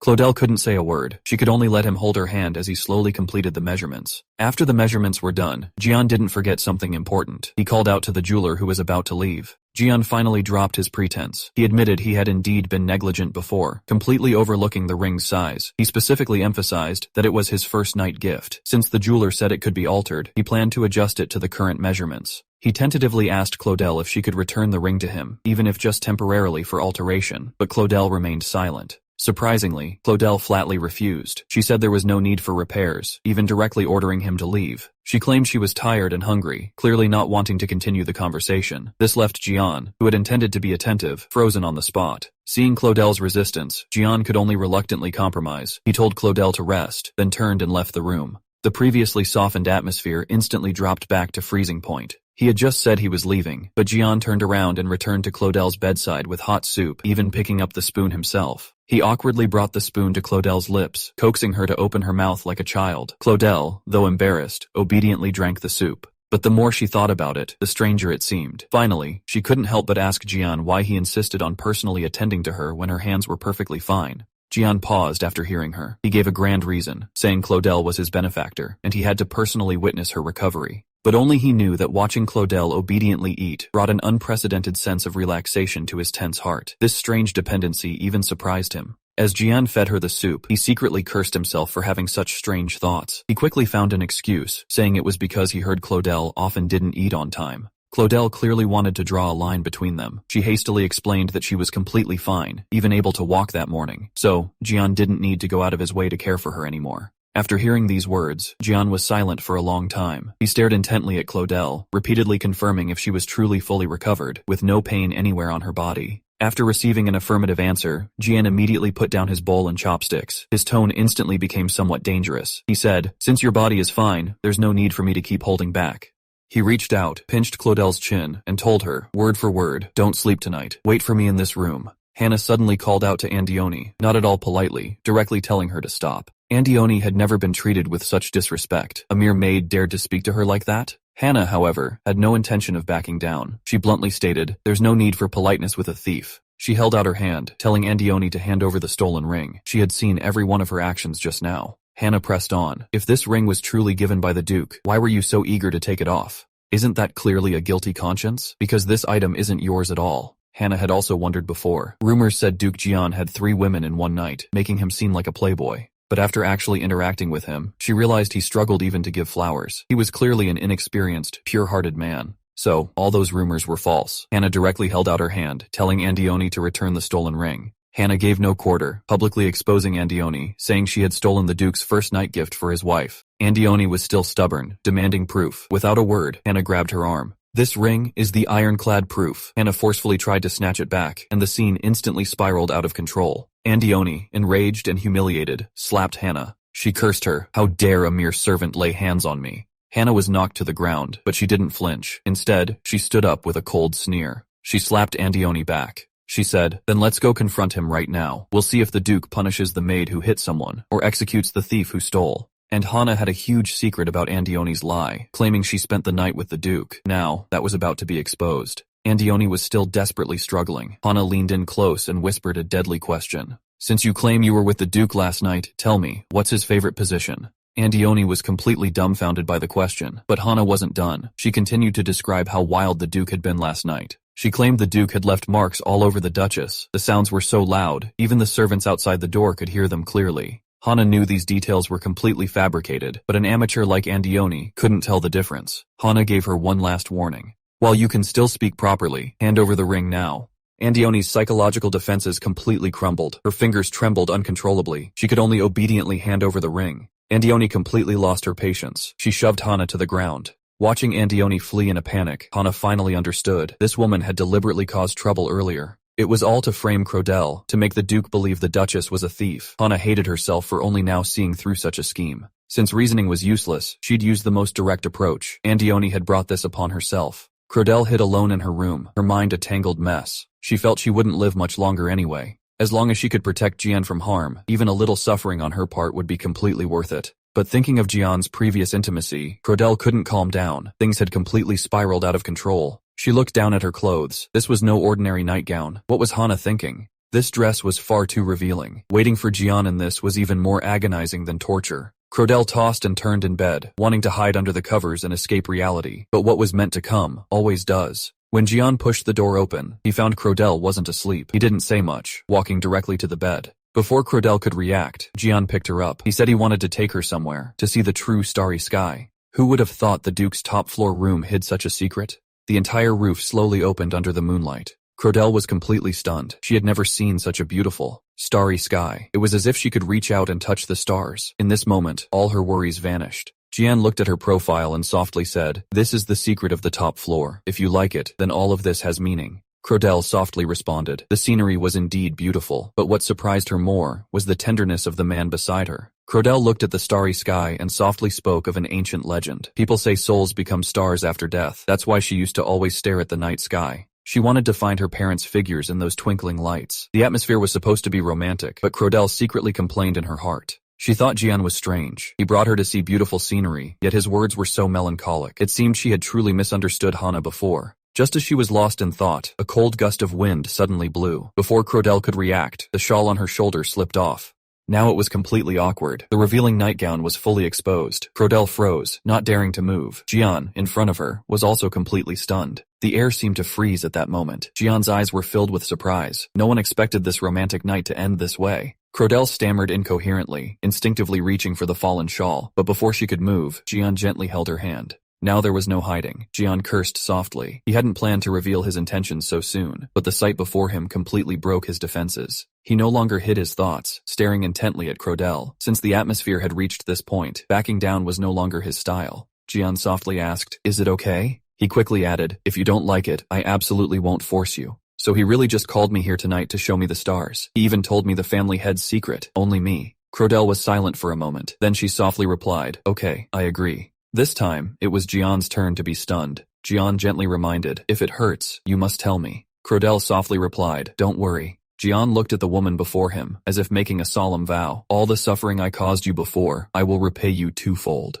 The scene shifts. Andioni was staring at the ring on her hand. Her anger instantly ignited the previously calm room. She suddenly stood up. What exactly is going on? No one expected Gian to dare to burst in directly. The guards had just started to shout, but after seeing his face, they were too scared to speak properly. Andioni stood on a high platform, still unclear about the situation. She could only tentatively ask what he was there for. Gian sneered, "I'm just here to take back what belongs to me." Before anyone could react, he gave a direct order, "Arrest the criminal, Andioni." At this, the entire scene completely spiraled out of control. Andioni struggled desperately, shouting for the guards to let go, but no one paid attention to her. Gian expressionlessly announced, "Drag this criminal to the square and publicly administer a flogging. The charge is theft." With a scream, the ring symbolizing her status was violently pulled off her hand. Now she was completely finished. Not only had she lost her reputation, but she would never have the face to step foot in the castle again. Gian watched all this coldly. If that maid hadn't tipped him off, she might have actually succeeded. Hana looked incredulous. Who would have thought the missing ring had been in Andioni's hand all along? Gian fell silent after hearing this. He remembered Cludell's earlier appearance. She hadn't received the gift, yet she lied, saying she liked it very much. His mind was a mess now. Was he really that scary? He thought she liked him. Otherwise, she wouldn't have risked her life to save him. Gian handed the ring to the butler. He instructed him to find the best craftsman to clean up all the flaws and readjust its size. Finally, he didn't forget to tell them to send some desserts to Cludell's room. As for his own portion, there was no need. After all, she must be exhausted after all that commotion last night. Hana grew angrier as she spoke. That wicked woman was still feigning innocence even at death's door. She shamelessly claimed she found the ring in the corridor and didn't know it belonged to the Duchess. Gian sneered after hearing this. He directly turned the tables. Since you like picking things up so much, I'll accidentally drop you in the dungeon too. Now Andione had nothing to say. The charge of theft was directly confirmed. Hana sighed. The Duke is indeed generous. Such a precious ring is just a first-night gift for the Duchess. Cludell looked at the ring on her left hand, but always felt a bit awkward. After all, it had been worn by that kind of person. She even wanted to throw it away. Hana jumped up in a hurry. How can that be the same? This is the Duke's heartfelt gesture. You absolutely cannot throw it away. Hana was chatting animatedly when the door suddenly opened. Gian strode in, asking if he was disturbing them. He specifically instructed the butler to send over some snacks, saying Cludell might be hungry. After Hana withdrew, only the two of them remained. Gian awkwardly cleared his throat and softly asked if her leg injury was better after last night. Hearing Cludell say she was fine, he slightly relaxed, but then, his gaze became unusually serious. He stared intently at Cludell, asking the question that had been bothering him. Since you're so afraid of me, why did you risk your life to save me then? Faced with Gian's questioning, Cludell simply replied faintly, just because of that. Gian clearly didn't understand. He frowned and asked, What? Cludell nodded. Her tone was frighteningly calm. She said if it were anyone in such danger, she would come to their rescue. But in her heart, there was a more desperate thought. She wouldn't live much longer anyway. If she could die saving someone at that moment, no matter who it was, such a death would be more valuable to her. Gian looked at the woman before him, momentarily speechless. This attitude of completely disregarding her own life made his heart ache. He laughed out of anger. Did this woman even know she was the Duchess? In a place like this, no one is more precious than you. The best thing you can do is stay far away. Cludell was silent for a moment. Then she softly replied, If I hadn't gone, you would have been bitten. This sentence pierced Gian like a needle, leaving him speechless. He suddenly stood up. Since he couldn't reason with her, he simply turned and left, leaving only one sentence. Do as you please. After a violent coughing fit, Cludell's worst fear came true. Seeing the red stain on her handkerchief, she knew better than anyone that her time was running out. Who isn't afraid of death? She used to think dying of old age in the arms of loved ones was the most normal thing. It wasn't until her parents passed away that she realized such a dignified farewell wasn't something everyone could have. Yet, even so, a hope remained in her heart. If that day truly came, she at least hoped that person could be by her side. If she had someone by her side, perhaps these days wouldn't feel so lonely. In the study, Gian was staring blankly at documents, his mind filled with the woman's words. Anyone would have saved me. Was saving my life truly just an incidental act? All his life, he was used to protecting others. It was the first time he had been protected so recklessly. This unprecedented feeling made his heart a tangled mess. He couldn't even hold his pen steady. Just then, a servant outside the door interrupted his thoughts, saying the ring had been repaired. Gian composed himself and coldly instructed, Let him in. The jeweler respectfully presented the jewelry box. The ring had been repaired as instructed, to make it comfortable for the Duchess to wear. He had specifically reduced the weight of the setting. Gian picked up the ring, examined it carefully, and said faintly, This is completely different from before. The jeweler was terrified, afraid his cleverness had displeased the Duke. Unexpectedly, Gian said, No, I actually prefer it this way now. After that whole farce, he really didn't want to give him the exact same thing again. If they were starting over, it was time to completely say goodbye to the past. He put the ring back in its box, and for once, even praised the jeweler. Gian sat motionless at the table. Even his attendant could tell that his master was deeply troubled. When asked, Gian didn't hide anything. He'd been trying to figure out why Cludell saved him. But her answer was only 4 simple words, just because. What kind of reason was that? Risking her life, only to get such a flimsy answer in return. The attendant sighed, saying the Duchess was too kind-hearted. She'd surely help anyone in danger. Having such a benevolent Duchess was a true blessing for the territory. But Gian's brows furrowed even deeper after hearing this. Maybe the attendant was right, but to Gian, things were definitely not that simple. Gian was completely overwhelmed. He never imagined winning over his wife would be so difficult. The attendant analyzed, saying it was their rushed marriage. They never had a chance to get to know each other. It wasn't too late to catch up now. Gian looked confused. Haven't we seen each other enough already? He asked. The attendant awkwardly coughed twice. He reminded his master that besides sleeping, they needed other ways to interact. Gian suddenly understood. He humbly asked, What do people usually do when they're dating? The attendant suggested dates, like taking the Duchess on a picnic in a scenic spot. A picture immediately formed in Gian's mind. Sunshine, flowers, and a beautiful woman in his arms. She would surely like this romantic atmosphere, right? The picnic date arrived as planned. Cludell looked at the flowers covering the ground and curiously asked for their names. Gian softly replied, "These are marguerites." Seeing her happy, Gian finally relaxed. It seemed the love expert's advice really worked. But he still had another thing on his mind. When was the best time to give her the repaired ring? Gian tentatively spoke. "If there's anything else you want, just tell me. I'll consider it a thank you gift for saving my life." As soon as the words left his mouth, Gian regretted them. Bringing up a thank you gift now sounded too formal and distant. But Cludell took it seriously. She stared at Gian and pressed, "Really? You'll agree to any request I make?" Now it was Gian's turn to be stunned. He hadn't realized he'd already fallen into her trap. Cludell smiled and nodded. "Since you said so, I'll keep that in mind. I'll tell you once I've thought about it." Gian casually picked a flower and handed it to her. He asked if she liked this kind of flower. Cludell took the flower, praising how beautiful it was and how good it smelled. But before she could finish, a violent cough suddenly broke the tranquility. No one expected Cludell to cough up blood right there. Large stains instantly colored her collar. Gian completely panicked. He grabbed the swaying woman, shouting her name. But Cludell had already lost consciousness, collapsing into the flower bed. The once romantic date instantly turned into a nightmare. Looking at the unconscious woman in his arms, Gian's mind went blank. This was absolutely impossible. Fragments of memory suddenly pieced together at this moment. He remembered Cludell once saying she would make the same choice no matter who she was saving. Could it be that he'd been wrong from the start? Was there an even more terrifying truth hidden behind all of this? Gian didn't have time to think. He scooped up Cludell and ran desperately through the flower bed. Every second now was a race against death. The blood stained her long dress and stung Gian's eyes. He absolutely couldn't let this woman die in his arms like this. The Duke had just returned home. Without resting, he immediately began assigning tasks. The Duchess came forward and asked how Cludell was. Everything was going according to plan, but the situation remained grim. The most troubling thing was that the life-saving medicine had disappeared 300 years ago. Now, they could only watch the child suffer. The Duchess was filled with guilt. Who could have imagined things would come to this? The cost was truly too heavy. The Duke knew very well that if it weren't for that brat Timnus cutting off all food supplies, the situation would never have deteriorated like this. He took a deep breath and turned to walk towards the royal palace. He dared to cut off food supplies and secretly prepare for territorial war. This boy was absolutely insane.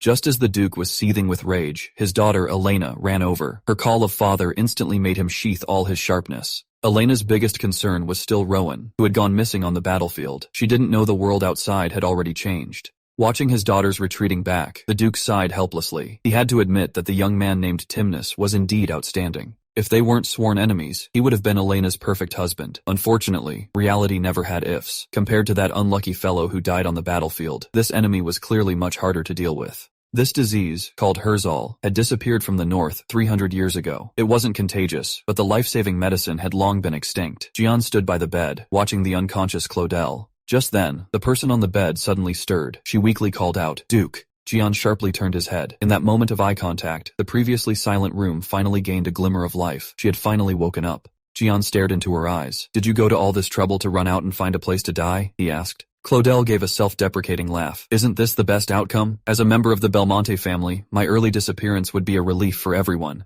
Anyway, this marriage isn't what you wanted. After I die, you can marry a more suitable duchess." She looked down at the ring on her left hand, her tone chillingly calm. "Although it's a bit shameless, I have one last request." Cludell humbly raised her head, bringing up the unfulfilled promise. She said that even if she died, she asked Gian not to cut off the territory's food supply, because the children there were still starving. She had even thought about her funeral arrangements. She suggested the room's wallpaper and sheets be changed, so the next duchess wouldn't feel uncomfortable moving in. But before she could finish, Gian coldly scoffed and interrupted her. He said he wouldn't fulfill any of those wishes. Gian looked down at her, his eyes full of suppressed rage. "Do you think, as a liar, you're in a position to negotiate with me now? Even if this was just a political marriage, you were the one who lied first." He walked out of the room without looking back, leaving Cludell alone to face the darkness. Gian walked out of the room and, without looking back, instructed the butler. "Bring me the strongest wine," he ordered, then locked himself in his office. He took a large gulp of wine, but Cludell's voice pierced his mind like needles. How could she still worry about others at a time like this? Worrying about the starving children in the territory. Worrying about the next duchess's comfort. What about him? What did he even mean to her? Only at this moment did Gian suddenly realize how terribly he had neglected Cludell before that incident.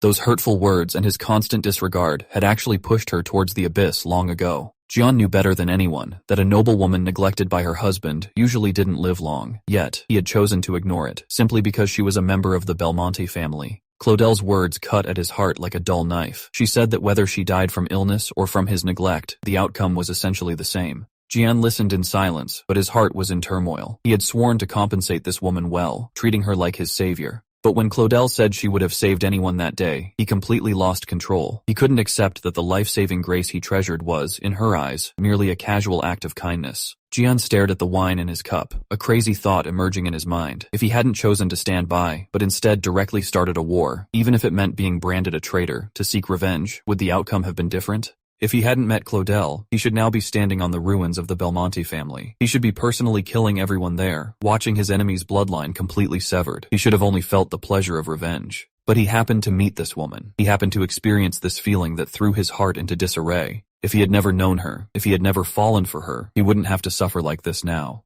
But now, it was all too late. He suddenly tilted his head back, downing the full cup of bitterness in one gulp. Gian heavily put down the wine glass. He knew this was no time for regret. He had to snatch her back from death. He called the butler and gave his final, desperate order: immediately issue a high reward. Whoever could provide the life-saving medicine, he would give them anything they wanted. Even if he had to search the entire continent, he would definitely pull Cludell back from the gates of hell. Looking at the weak woman on the bed, Gian vowed fiercely in his heart, "Unless I nod, no one is taking you away. You absolutely cannot die, because I forbid it." In this seemingly peaceful royal city, a storm was about to begin. The door was violently pushed open. Bianca burst in, directly calling out the king's name. Valky stopped what he was doing and coldly said, "You are too rude." Bianca wasn't having any of it. She retorted, "Brother, do you still have the mind to talk about manners with me now?" It seemed this time, she was truly going to demand an explanation. Bianca was truly furious this time. She confronted Valky. He'd promised to marry her to Gian, so why did he change the marriage with a royal decree while she was away? Valky, however, remained calm. He said he'd never explicitly named her to marry Gian, and was planning to find him a new candidate. At these words, Bianca completely lost her composure. Throughout the entire kingdom, where was there a better man than Gian? She even brought up their elders to pressure him. Valky's patience finally reached its limit. He directly ordered her to leave immediately. Watching his sister storm out, Valky sighed helplessly. Her willful temper was truly a headache, but this marriage was probably completely off the table. The headline news in the newspaper made Valky reveal a meaningful smile. Duchess Timnus's unexpected injury. To him, this was simply a godsend. The Duke of Timnus was currently in a frenzy. Territorial war had broken out, and food supplies had been cut off. He could only kneel before the king and beg for help. Valky appeared very sympathetic on the surface. He not only praised the Duke's efforts, but also promised to issue a royal decree soon to solve the problem. Just as the Duke thought he had found a savior, Valky suddenly changed the subject. He asked if the Duke had an adopted daughter. Who would have thought this king was secretly plotting? He originally just wanted to find Gian the worst possible marriage partner, to ensure he could never rise again. But now, the perfect pawn had delivered herself to him. Valky looked at the letter on the table, sneering and muttering, "Foolish." He had already arranged to go to Rowan next month, because a good show was about to unfold there. Meanwhile, in the Duke's mansion, Hannah was sobbing uncontrollably. She hadn't expected the Duke had even instructed that if Cludell had an accident, her body should be sent back to Belmonte. These words pierced Cludell's heart like knives. She had originally thought she found someone to rely on, but in the end, the other party had even arranged her funeral. Hannah sat by the bed, her words now filled with bitter meaning. "Since you are unkind, don't blame me for being unjust." She not only wanted to kill Duke Belmonte, but she wouldn't spare Elena either. She wanted that man to personally destroy everything he held most dear. Cludell was still desperately trying to explain she had no choice but to do this to save the starving children. Hannah cried, feeling extremely wronged. She felt they were clearly the best of friends, yet Cludell had always treated her like an outsider, keeping all her secrets from her. To atone for her sins and gain merit, Hannah quickly dropped a bombshell. The Duke was currently offering a huge reward, frantically searching for the medicine called Herzal. Hearing that name, Cludell's eyes instantly turned cold. She knew very well the Duke would never find that medicine in his lifetime, because that path had long been blocked. At the same time, Gian discovered a secret letter in his study. The wax seal on it was very familiar. It was the symbol of the Belmonte family. Here's the translated script, keeping sentences short, smooth, and engaging for YouTube narration, with a slightly dramatic tone. It seems the truth behind all this runs deeper than anyone could have imagined. Machi brought good news. The long-lost recipe had finally been found, but strangely, its origins were highly suspicious. Gian stared at the envelope on the table. His voice was icy as he questioned the old man. "This is Hizoer's recipe. Where exactly did you steal it from?" The old man begged for mercy. He confessed he used to be an apothecary. 10 years ago, a mysterious couple often sold him herbs. They left this recipe, asking him to gather the ingredients. But soon after, the village where the couple lived caught fire. The entire village burned to ashes, and the couple vanished without a trace. Gian silently opened the envelope. When he saw its contents, he froze. The paper was expensive gold foil. It bore the unique mark of the Belmont family. This recipe not only hid human lives, but also had powerful origins. Gian instructed Machi to give the old man double the reward. The old man was overjoyed. He thanked them profusely, bowing repeatedly. But as he bowed, a red pendant clattered to the ground. Gian stared at the pendant. His expression instantly changed. He coldly questioned the old man. "Are you a survivor from that village?" The old man frantically waved his hands. He said it wasn't his, but an old item. It was pawned to him by the person who left the recipe years ago. Gian said nothing more. He told the old man to leave the pendant. He promised 3 times the hush money if he kept today's events a secret. The old man took the money and left, profusely grateful. But this pendant made the already complex truth even more baffling. Machi carefully verified the recipe. It was genuine. Gian immediately ordered him to use all his connections. He needed to gather the ingredients as quickly as possible. But as Machi looked, his hand suddenly stopped. With a troubled expression, he told Gian there was one ingredient on the list that might never be found. This medicinal ingredient was extremely rare. No other prescription used it, except this recipe. It was the heart of a wild buffalo calf. These buffalo were 3 meters tall. They usually appeared in herds. They were famously protective of their young. If a calf was even slightly threatened, the entire herd would go mad. They would trample their opponent into a pulp. Machi sighed helplessly. Under current conditions, hunting such a monster was suicide. Gian coldly asked, "Are you telling me there's something impossible in this world?" Machi froze. He wondered if he'd misheard. After all, it was a death mission. But Gian didn't listen to any explanations. He stared at Machi. He slowly gave a deadly order. "Go find it for me, no matter the cost. Even if you have to dig 3 feet deep, you must bring it back." Machi looked troubled. There was no time for this illness. Finding that ingredient now was a fantasy. Gian coldly retorted, "Are we just going to watch him die without even trying?" Machi whispered a reminder. "The lady doesn't have much time. Once this illness flares, she can only last a month. Counting the days, she has 10 days left at best. Instead of wasting time on medicine, we should think of other solutions." Gian fell silent. This last 10-day deadline felt like a death warrant, suffocating him. Before, he always thought she was just thin. Only now did he realize her body had already collapsed. "It was just because I never cared." Machi analyzed. The palace might have this medicine, but even with a fast horse, a round trip would take 2 full weeks, plus the time to find the ingredient. This is an impossible mission. Just then, a scream echoed from outside. The old butler rushed in frantically. "Something terrible has happened. The lady just fainted." Gian froze. His worst fear had come true, sooner than expected. Urgent footsteps broke the silence. The door was violently thrown open. The sight before them froze everyone in place. Cludell lay in a pool of blood. Her white nightgown was stained crimson. This scene was more jarring than any bad news. Gian stared fixedly at the scene, unable to utter a single word. Hannah knelt on the ground, desperately pleading, "My lord, please save the lady. If you can save her, I'll even die myself. Please." He pushed aside those blocking his way. Every second now was a race against death. Gian tightly held the person in his arms. He desperately called her name, but Cludell showed no reaction. What she thought of were arrangements after her death. She asked him not to cut off the territory's food supply. She even reminded him to change the bedsheets to new ones, because she felt these things should be left for the next duchess. Machi rushed over to examine her. The moment he touched her wrist, he froze. He trembled as he stated the conclusion. 1 week. At most, only 1 week left. This last bit of time had finally entered a countdown. Since there was no other way, Gian coldly spoke. "I'll go myself." The butler stammered. "That's the legendary buffalo. Besides you, no one can come back in such a short time." The butler blocked the door firmly. "My lord, you don't have an heir yet. If anything happens to you, the entire family will be ruined." Gian scoffed after hearing that. "An heir? My wife's life hangs by a thread right now. Where am I supposed to get an heir?" For him, if the person in his arms couldn't be saved, family honor was worthless. He wasted no more words. He turned and rushed into the night. At Gian's command, the entire ducal estate instantly changed. "Gather all elite knights. Depart immediately." In the deep night courtyard, fully armed troops had assembled. The knights whispered among themselves. No one understood why they had to leave the city in the middle of the night. To catch a wind buffalo? Is it really just to find medicine for that dying woman?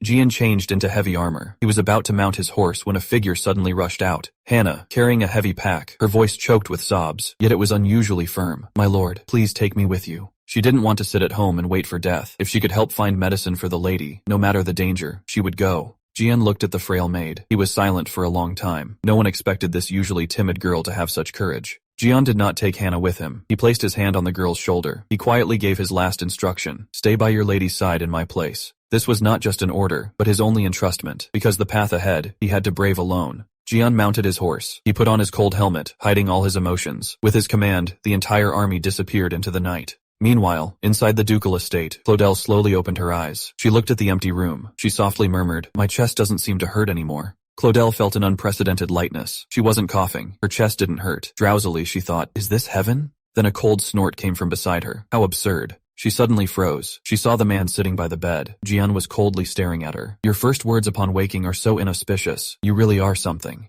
Cludell was completely stunned. If Gian was here, this certainly wasn't heaven. Was it hell? As she was lost in thought, Hannah joyfully rushed to the bedside. Lady, you're finally awake. Seeing Hannah's familiar face, Cludell finally realized there wouldn't be Hannah in hell. She had actually survived. But before she could sigh in relief, she suddenly realized a problem. Since she wasn't dead, why was Gian guarding her here? I'm still alive. Cludell looked at her hands, unable to believe it. Gian sat by the bed, his tone domineering and unquestionable. You won't die, because I won't allow it. Cludell froze. She was a Belmont, a member of the family Gian hated most. Why would he go to such lengths to save her? Gian snorted, giving a reason that made one want to laugh and cry. I don't allow flaws in my life. Holding a funeral for a bride just 3 months after marriage? I can't afford to lose face like that. Cludell was silent for a moment. She looked at the stubborn man. She softly said, thank you. This sentence clearly left Gian somewhat flustered. He suddenly stood up, his back to Cludell. He coldly dropped a sentence. This is all the leniency I can give you. Before leaving, Gian didn't forget to make a threat. He pointed at Cludell and warned, don't think of using illness as an excuse to do nothing in my castle again.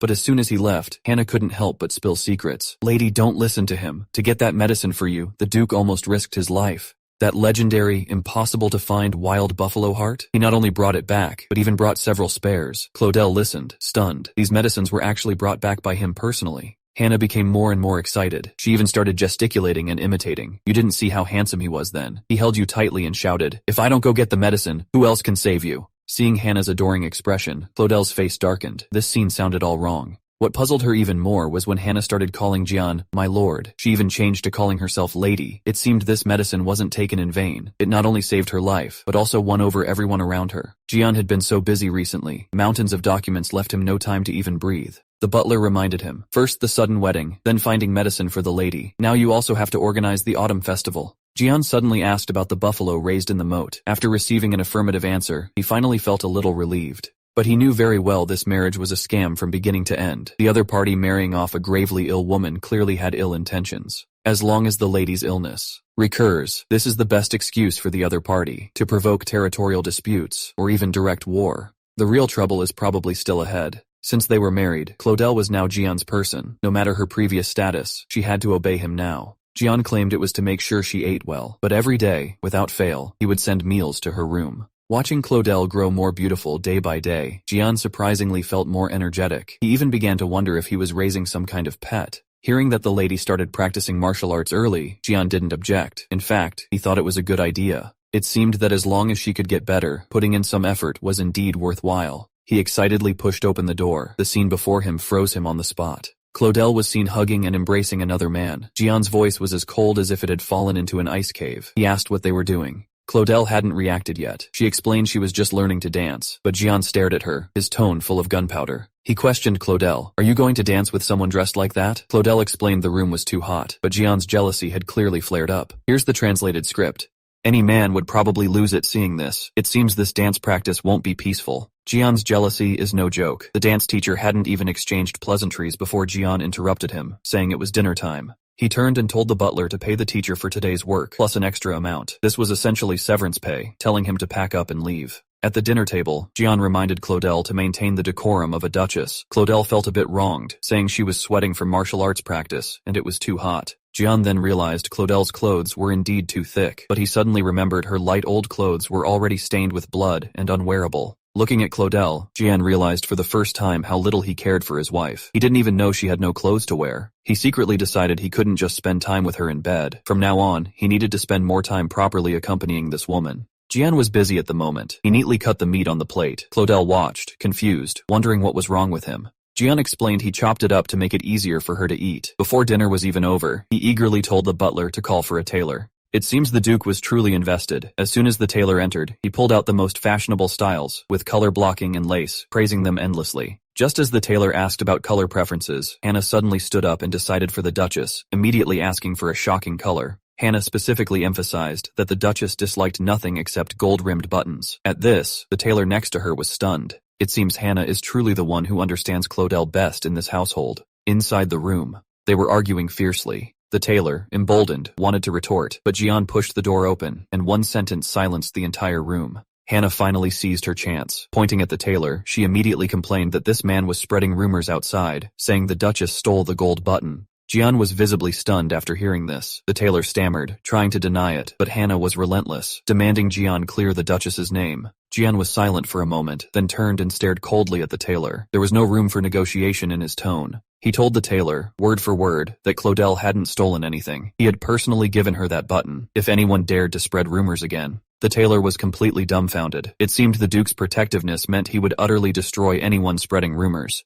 The tailor was now completely panicked. He desperately made excuses, saying he was old and his eyesight was poor, which caused his mistake. He begged the Duke for leniency. Gian sneered, then continued his words. Since you say you're old, then just quit, go home and retire. He turned and told the butler to give the tailor a generous pension. It sounded like a reward, but it was actually to ensure he never appeared in the castle again. Before the tailor could beg for mercy, he was dragged out. After dealing with this trouble, Gian turned to Cludell, his tone instantly softening. He casually handed her a new dress and told her to try it on now. He said she couldn't keep wearing old clothes. Cludell hadn't even reacted, but Hannah next to her was already beaming, pulling the Duchess towards the dressing room. Looking at Gian's retreating back, Hannah couldn't help but quietly exclaim, "Our Duke is truly amazing when it comes to protecting his own." While changing, Cludell's mind was a mess. She couldn't help but wonder if Gian protected her like that because he truly cared, or merely because she was his nominal wife. When she pushed the door and walked out, the entire room fell silent. This new dress was simply tailor-made for her. Hannah next to her was incredibly excited, continuously praising how beautiful the Duchess looked.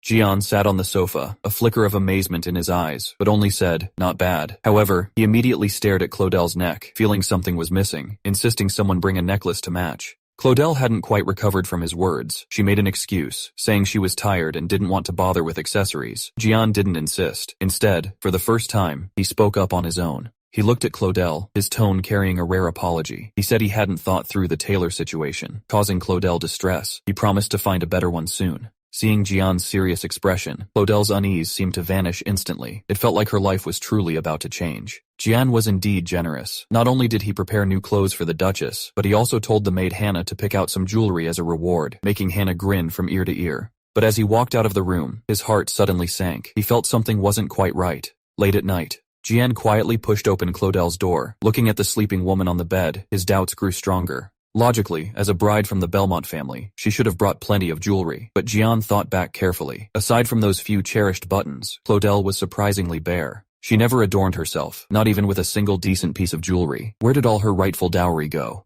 Gian sneered. He had only suspected before, but when he personally pulled open Cludell's dressing table drawer, he fell silent. This was outrageous. A dignified young lady of the Belmont family should have had a mountain of dowry when she married, yet the drawer before him was emptier than a clean face. Gian finally understood. That old man must have known Cludell was sick long ago. That's why. He was so eager to get rid of her. Even if she was an adopted daughter, how could he just watch her go to her death? This was not a marriage alliance. This was clearly pushing her into a fiery pit. Since you don't treat her as a human, then we'll settle this score properly. Gian's warning from last night echoed in Cludell's ears. He told her not to let her guard down, that something big was sure to happen tomorrow. Just then, the butler suddenly pushed the door open, saying the Duke had ordered her to get ready to leave immediately. Cludell was completely stunned. Where was he taking her so early in the morning? Hannah quickly intervened, advising her to change into a beautiful new dress first. After all, such sudden arrangements usually didn't bode well. Cludell felt increasingly uneasy. She wished she had been brave enough to ask clearly earlier. Hannah took out a green gown and asked Cludell if she wanted to try it. Cludell looked at the thin fabric, her heart pounding. Could she really wear so little?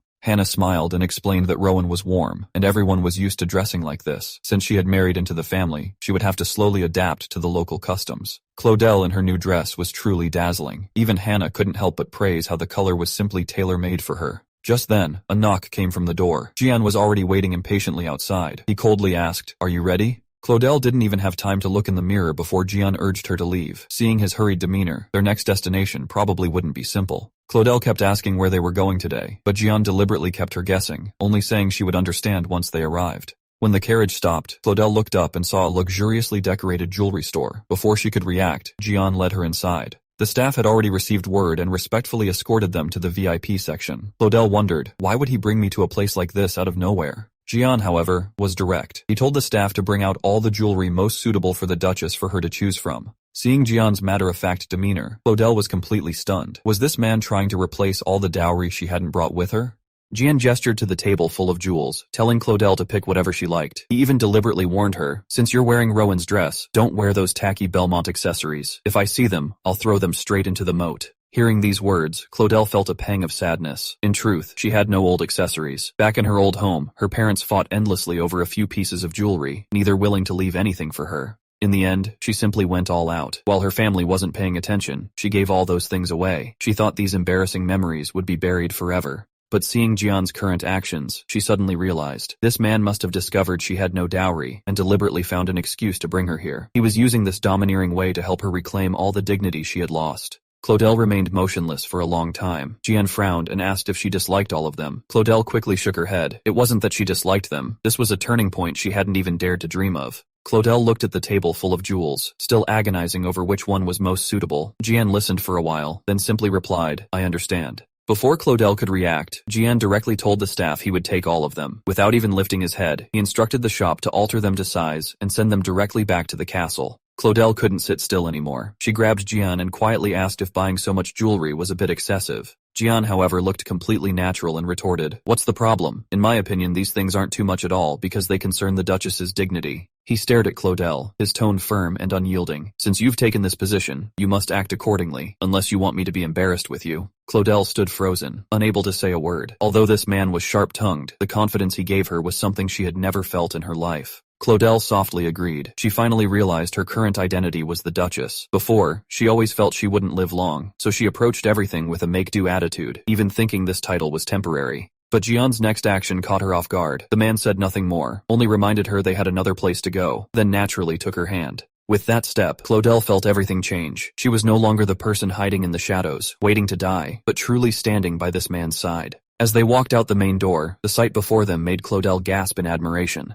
The street before them was bathed in sunlight, filled with sights Cludell had never seen. She couldn't help but exclaim, It's truly beautiful here. It was a completely different world from her dreary old home. Gian said nothing more, only led her forward. He pushed open a door, revealing a glass conservatory filled with fresh flowers. Cludell was completely captivated. She had never seen a place like this, filled with blooming flowers, the air sweet with their scent. Was this the legendary garden cafe? Gian pulled out a chair and asked if she wanted to have tea here. Cludell nodded and sat down. In that moment, she truly felt her new life had begun. Gian saw she hadn't spoken, and softly asked if she disliked it here. Cludell quickly shook her head. It was filled with blooming flowers, so beautiful she could hardly believe it. She never thought flowers could bloom so brilliantly indoors. Gian didn't ask further. He turned and skillfully began ordering from the staff. Looking at the man's serious profile, Cludell suddenly felt a little dazed. She gently placed her hand on her chest, feeling a long-lost sense of peace. Not long ago, she was still trapped in that forced engagement. Everyone said it was to save the starving children. She could only cough up blood and grit her teeth, enduring it all.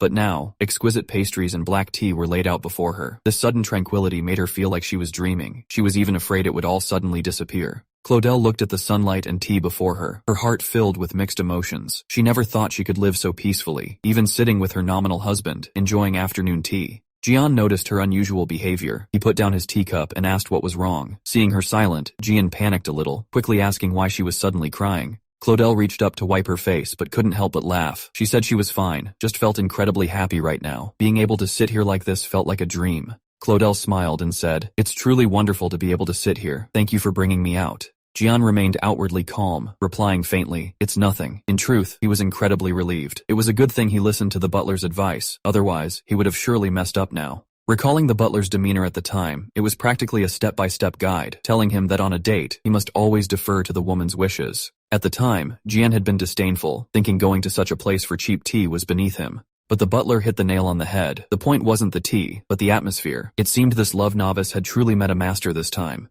The butler had even dared to bet his salary on this date. He was certain that taking Cludell to a greenhouse garden in such freezing weather was a perfect choice. Looking at the scene before him, Gian already had his answer. Not only could he not deduct the butler's salary, he had to double it. He had never seen Cludell smile so brightly. He even felt that all the precious flowers in the room weren't as beautiful as her. Realizing he was daydreaming, Gian quickly composed himself and stiffly asked, If you like them, we can take some home when we leave. Cludell looked surprised and delighted. Really? It seemed Gian had truly been guided by the butler this time. Watching Cludell smile foolishly at the menu, Gian couldn't quite understand. Was this really that happy? Just now, when picking jewelry, she hadn't even bothered to lift her head. Now, she was a completely different person. But for some reason, as Gian watched Cludell's health improve day by day, he felt a growing unease in his heart. He couldn't forget those nights. Cludell would endure immense pain just to fulfill his duty by Gian's side. It was like every breath was agony, yet Cludell never once complained. The more Gian thought about it, the more irritated he became. He even started to question himself. Was he angry at Cludell, or was he angry at himself? This inexplicable emotion made him completely restless. He couldn't sit still. Cludell suddenly spoke. He wanted to ask Gian a question. Gian, being generous, told him to go right ahead.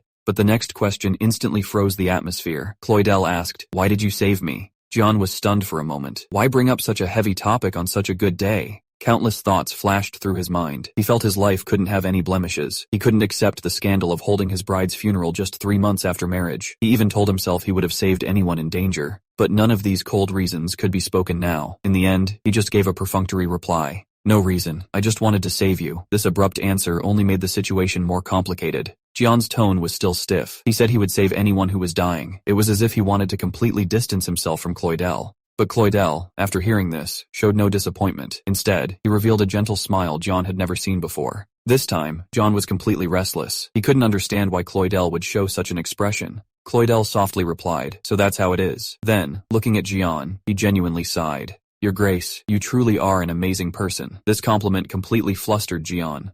Cludell continued, saying Gian was even more outstanding than he had imagined. This made Gian feel a little guilty. He couldn't help but wonder to himself, how did he see me before? Cludell knew his family's reputation wasn't good in others' eyes, but he valued the current situation more. He felt that Gian not only managed vast territories, but did so in an orderly manner. What moved him most was Gian's kindness. He reached out to save people without needing a reason. This pure act seemed utterly noble in Cludell's eyes. Gian couldn't utter a single word after hearing this. He just silently stood up and said, "It's getting late, we should go." But as they were leaving, he unconsciously took the heavy dessert box from Cludell's hand. Although his words were still cold, this unintentional small act of thoughtfulness betrayed his true feelings. Looking at Cludell's radiant smile, Gian knew he was truly, completely smitten. When Gian was alone, his mind was filled with the recent scenes. He even started to wonder if the scent of roses in the garden had made him feel abnormal. Meanwhile, the dessert Cludell brought back caused a stir with Hannah. Hannah ate while exclaiming, "Buying jewelry, going to a cafe, isn't this clearly a date?" Cludell was completely stunned. He hadn't thought of it that way at all, just stammering, "A date?" Hannah, looking matter-of-fact, retorted, "Otherwise, what do you think it is?" Only then did Cludell belatedly realize that everything he had just experienced was his first date ever. Hannah teased, "Good thing you didn't realize it then. With your personality, you probably wouldn't have even been able to walk straight. Now look, your once calm heart is completely in a mess." Hannah's words kept echoing in Cludell's mind. The Duke must be smitten. He'll take you to even better places eventually. Lying in bed, Cludell couldn't sleep at all. He repeatedly pondered the word date, although he was still conflicted, wondering if it was just his imagination.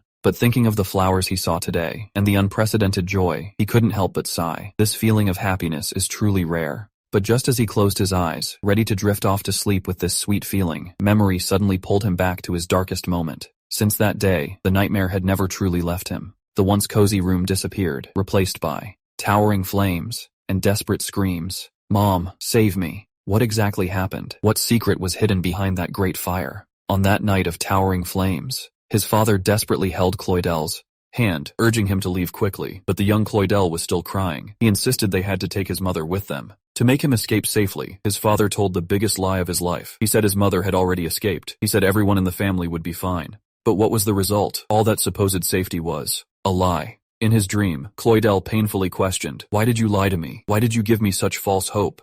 With a crisp clatter, cutlery fell to the ground. Cludell jolted awake from the nightmare, frozen in his seat. Gian, beside him, noticed something was wrong. He asked with concern, "What's wrong?" But how could such an ingrained pain be put into words? Seeing Cludell's distraught look, Gian quickly asked if he was feeling unwell anywhere. Cludell was silent for a long time. His eyes revealed an unspeakable helplessness. As if making a huge decision, he suddenly reached out and grabbed Gian's hand. He said, "I have a request." Gian hadn't reacted yet, only subconsciously responding with a sound. The next second, Cludell uttered words that froze the air. He said, "I want you to sleep with me." He even added, "Can you come to my bedroom tonight?" This was practically a direct confession. Gian appeared calm on the surface, but when he was alone in the bath, his mind was filled with those words. He couldn't understand how such words could come from Cludell's mouth. Was the date really having an effect? Now it was Gian's turn to be completely sleepless. Since that day, Gian had always had a hurdle in his heart. He always felt that the tragedy would become a nightmare he could never shake off. He had even prepared himself to face a broken or fearful Cludell, but when he pushed open the door, the sight before him was completely different from what he expected. Cludell was already waiting at the door. Cludell smiled and said, "You really came. Thank you for coming."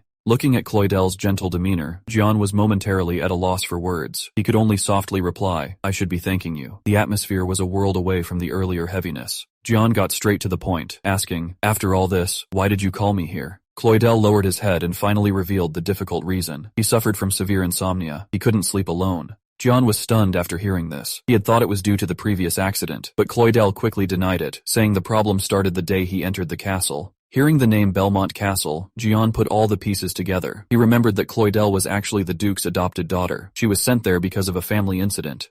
It seemed that behind this citizen lay a past he didn't want to revisit. Gian pondered in his heart. Simply put, Cludell's insomnia was rooted in the successive misfortunes of her parents. Cludell didn't hide it. She admitted that she had indeed had a hard time these past years. Before, Hannah was with her in the castle, but now, there was no one left by her side to rely on. Looking at Cludell like this, Gian ultimately couldn't harden his heart. He was silent for a long time, then finally relented. He sat on the edge of the bed, patted the spot beside him, and said, come here, I'll sleep with you tonight. Cludell clearly hadn't expected him to be so direct. She was completely stunned. It wasn't until they were actually lying side by side that the awkward yet subtle atmosphere was fully charged. Cludell, hidden under the covers, softly asked Gian if they could hold hands while sleeping. She said she could only sleep soundly if she felt someone else's body warmth. She also mentioned her former maid, Hannah. She said everyone used to do it this way. Gian didn't speak after hearing this. He just stared at her for a moment. Who would have thought he had no intention of holding hands? Instead, he directly reached out, pulled her into his embrace, and softly said, come here. With that, their distance was so close they could hear each other's breathing. Gian thought to himself, since we're husband and wife in name, holding hands like strangers would be too strange. Although this development was faster than expected, as he looked at the person in his arms, he pondered, if I can accompany her like this every day, will those regrets from back then be slowly mended? The next morning, Cludell woke from her sleep. She unconsciously reached out and touched the spot beside her. The lingering warmth was still there. This made her realize that everything from last night wasn't a dream. She murmured to herself, you actually came. She had originally thought Gian had just casually agreed, but he not only appeared on time, he even held her so tightly. Cludell pulled the blanket over her face, her heart a tangled mess. She felt it was completely over now. She seemed to have truly started to like him. After all, Gian had saved her life. Now he had given her an unprecedented sense of security. This sudden flutter in her heart made her feel both grateful and unsure how to face the situation ahead. Cludell knew very well that it was almost unthinkable for someone of Gian's status to like her, but since they were already married, her secretly developing feelings shouldn't be a big deal, right? But then she suddenly realized something important. Her uncle, that old fox, had always been hoping for her demise. If she died, her uncle would have an excuse to directly declare war on Gian. Thinking of this, she couldn't sit still for a moment. She had to send a telegram back immediately. She forced herself to calm down. On the paper, she quickly wrote that her health had fully recovered and she was getting along very well with her husband. As long as the outside world knew she was alive and well, and her relationship with the Duke was stable, her uncle would completely lose his excuse to cause trouble. Temenis would be safe. Just as she let out a sigh of relief, Hannah pushed the door open and entered. Seeing her mistress sitting at the table before dawn, Hannah asked with surprise, Madam, why are you up so early today? Hannah saw Cludell up so early and thought she had another sleepless night, but Cludell smiled and said, I slept very soundly last night because His Grace personally came over. Hannah looked surprised. Before she could react, Cludell handed her a letter and instructed her to do something immediately. Send this telegram to Belmont, and the sooner the better. The scene shifts. In a distant, snow-covered castle, the butler hurried into the office to report to Cludell's uncle, Temenis. He said a telegram had been received from Rowan.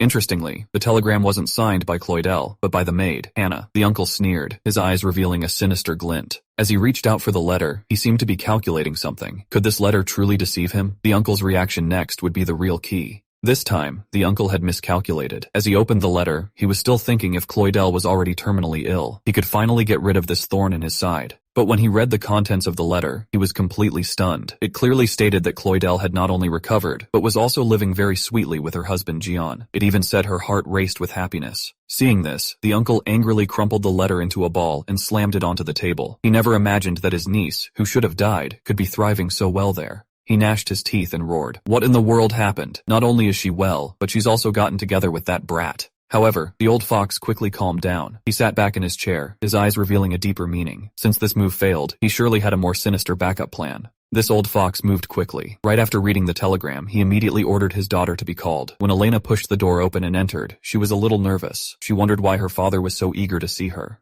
The uncle, with that unsettling smile on his face, slowly began, Didn't you always want to go to Rowan? Now's your chance. He stared at his daughter, his tone full of calculation. I want you to stay in Rowan for a while. If you feel comfortable living there, you can stay there forever. In the kitchen, the staff were gossiping. They were all praising Cludell for looking like a fairy, especially her red hair, which was simply unbelievably beautiful. Hannah pushed the door open at this moment. She intended to check on lunch preparations. After all, satisfying the mistress's appetite was the top priority now. The chef had gone all out today, making all of the mistress's favorite dishes. Everyone was also curious if Hannah would get used to the food. After all, the flavors here were different from back home. Hannah, however, was quite open-minded. She stated directly that the food here suited her best. It seemed that coming to Rowan with Cludell was actually a good opportunity for her. Here's the translated script for YouTube narration. Hannah noticed that the Duchess's reputation in the castle had visibly improved recently. After all, who wouldn't like someone so beautiful and unpretentious? Pushing open the door, she saw Cludell still buried in her studies, not even realizing it was lunchtime.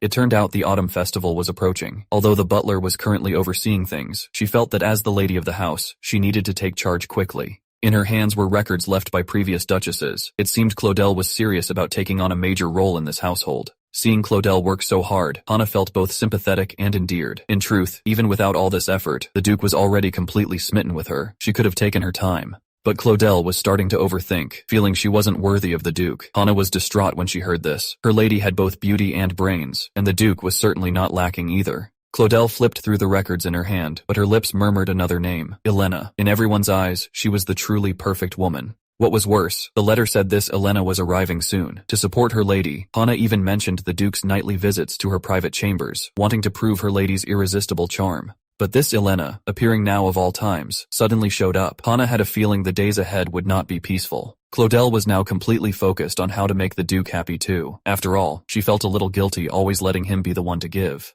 Hannah, the clever one, quickly leaned in with a suggestion. Why not go for an outdoor picnic tomorrow? Last time, it was cut short due to an accident, so this would be a perfect chance to make up for it. Since the Duke initiated last time, it was only proper for the Duchess to initiate this time. This made Cludell's heart pound. The word date made her heart flutter with nervousness, but to make him happy, she decided to take the plunge and try. The next day, Cludell had the picnic spot set up early. She sat alone among the flowers, waiting, wondering if the Duke would arrive on time today. Looking at the flower crown she had just woven, Cludell suddenly felt a pang of doubt. Would something so childish seem too immature in the eyes of the stern Duke? After all, every time she saw Gian, he always had a cold expression, almost as if he were angry. It was quite intimidating at first. He had such a handsome face. If only he would smile more. Just as Cludell was lost in thought, that familiar voice suddenly spoke from behind her. Turning around, the Duke had indeed arrived on time. Though his expression was still unreadable, combined with his sharp, neat attire, he was so handsome she couldn't take her eyes off him. It seemed inviting him out this time was truly the right choice of place. Gian had rushed over right after training, muttering about the heat. Cludell quickly invited him to sit and thoughtfully offered her handkerchief, wanting to wipe his sweat. But the Duke was a practical man. Feeling covered in sweat, he worried about dirtying his lady's precious handkerchief and simply said he wanted to wash up directly. Cludell hadn't even processed how he would wash up in the middle of nowhere when, the next second, Gian simply took off his shirt right in front of her. Before she could even react, Gian plunged into the nearby water. The whole thing was just too sudden. Staring at the splashing lake, Cludell was completely frozen in place. The picnic hadn't even begun, and the situation was already completely out of control. Gian swam a lap in the water, finally cooling down from the heat. He looked much refreshed. But Cludell on the shore was terrified. She thought the lake was bottomless and worried what would happen if something went wrong, constantly calling for him to come out. Gian, however, was completely calm. He said he'd been in the water since he was a child, even joking that the water here was much warmer than back home. Still, Cludell was worried, so Gian simply reached out his hand, inviting her to come down and feel it for herself. This put the young lady in a difficult spot. Although Gian kept insisting the water wasn't deep at all, for someone who couldn't swim, it felt like a death sentence. But judging by the Duke's demeanor, he was determined to teach someone today. Gian was enjoying his swim, not forgetting to reach out to Cludell on the shore, saying how beautiful the sky looked when lying in the water, insisting she come down and experience it too. Cludell couldn't resist such persistent coaxing. Finally, she gave in with one condition. Gian had to hold her tightly and absolutely not let her, a complete non-swimmer, sink. Since the Duke had given his word, Cludell decided to take the plunge. She removed her heavy outer skirt, carefully sat at the water's edge, and tentatively dipped her toes in. She had expected the lake water to be icy cold, but to her surprise, it was wonderfully warm and comfortable. Seeing Cludell slowly relax, Gian extended his invitation again, urging her to fully enter the water. It seemed this picnic was destined to become a romantic splash. Even with Gian supporting her from behind, Cludell was incredibly nervous. She still felt the water was dangerously deep, and leaning back even slightly made her want to retreat. Gian steadily held her, all the while teasing her, calling her a coward. This made Cludell retort, saying she'd lived perfectly fine for years without knowing how to swim. Just as the lesson seemed about to fail, Gian suddenly uttered a particularly cutting remark. He said, "If you can't even do this small thing, how can you talk about becoming a true menace?" Hearing that name, Cludell froze. This was no longer just about learning to swim. If mastering this skill could bring her closer to that identity, then she had to persevere, no matter what. Since she had already taken his surname and become the rightful Duchess, Cludell told herself she absolutely couldn't lose face over such a small matter. She took a deep breath, completely relaxed her body, and let the lake water envelop her. When she heard Gian tell her to open her eyes, she realized she was actually floating steadily on the water's surface. Looking at the clear blue sky above, the feeling was simply wonderful. All her previous fears instantly vanished. Gian looked at his wife, a relieved smile on his face. She had finally overcome this challenge with her own courage.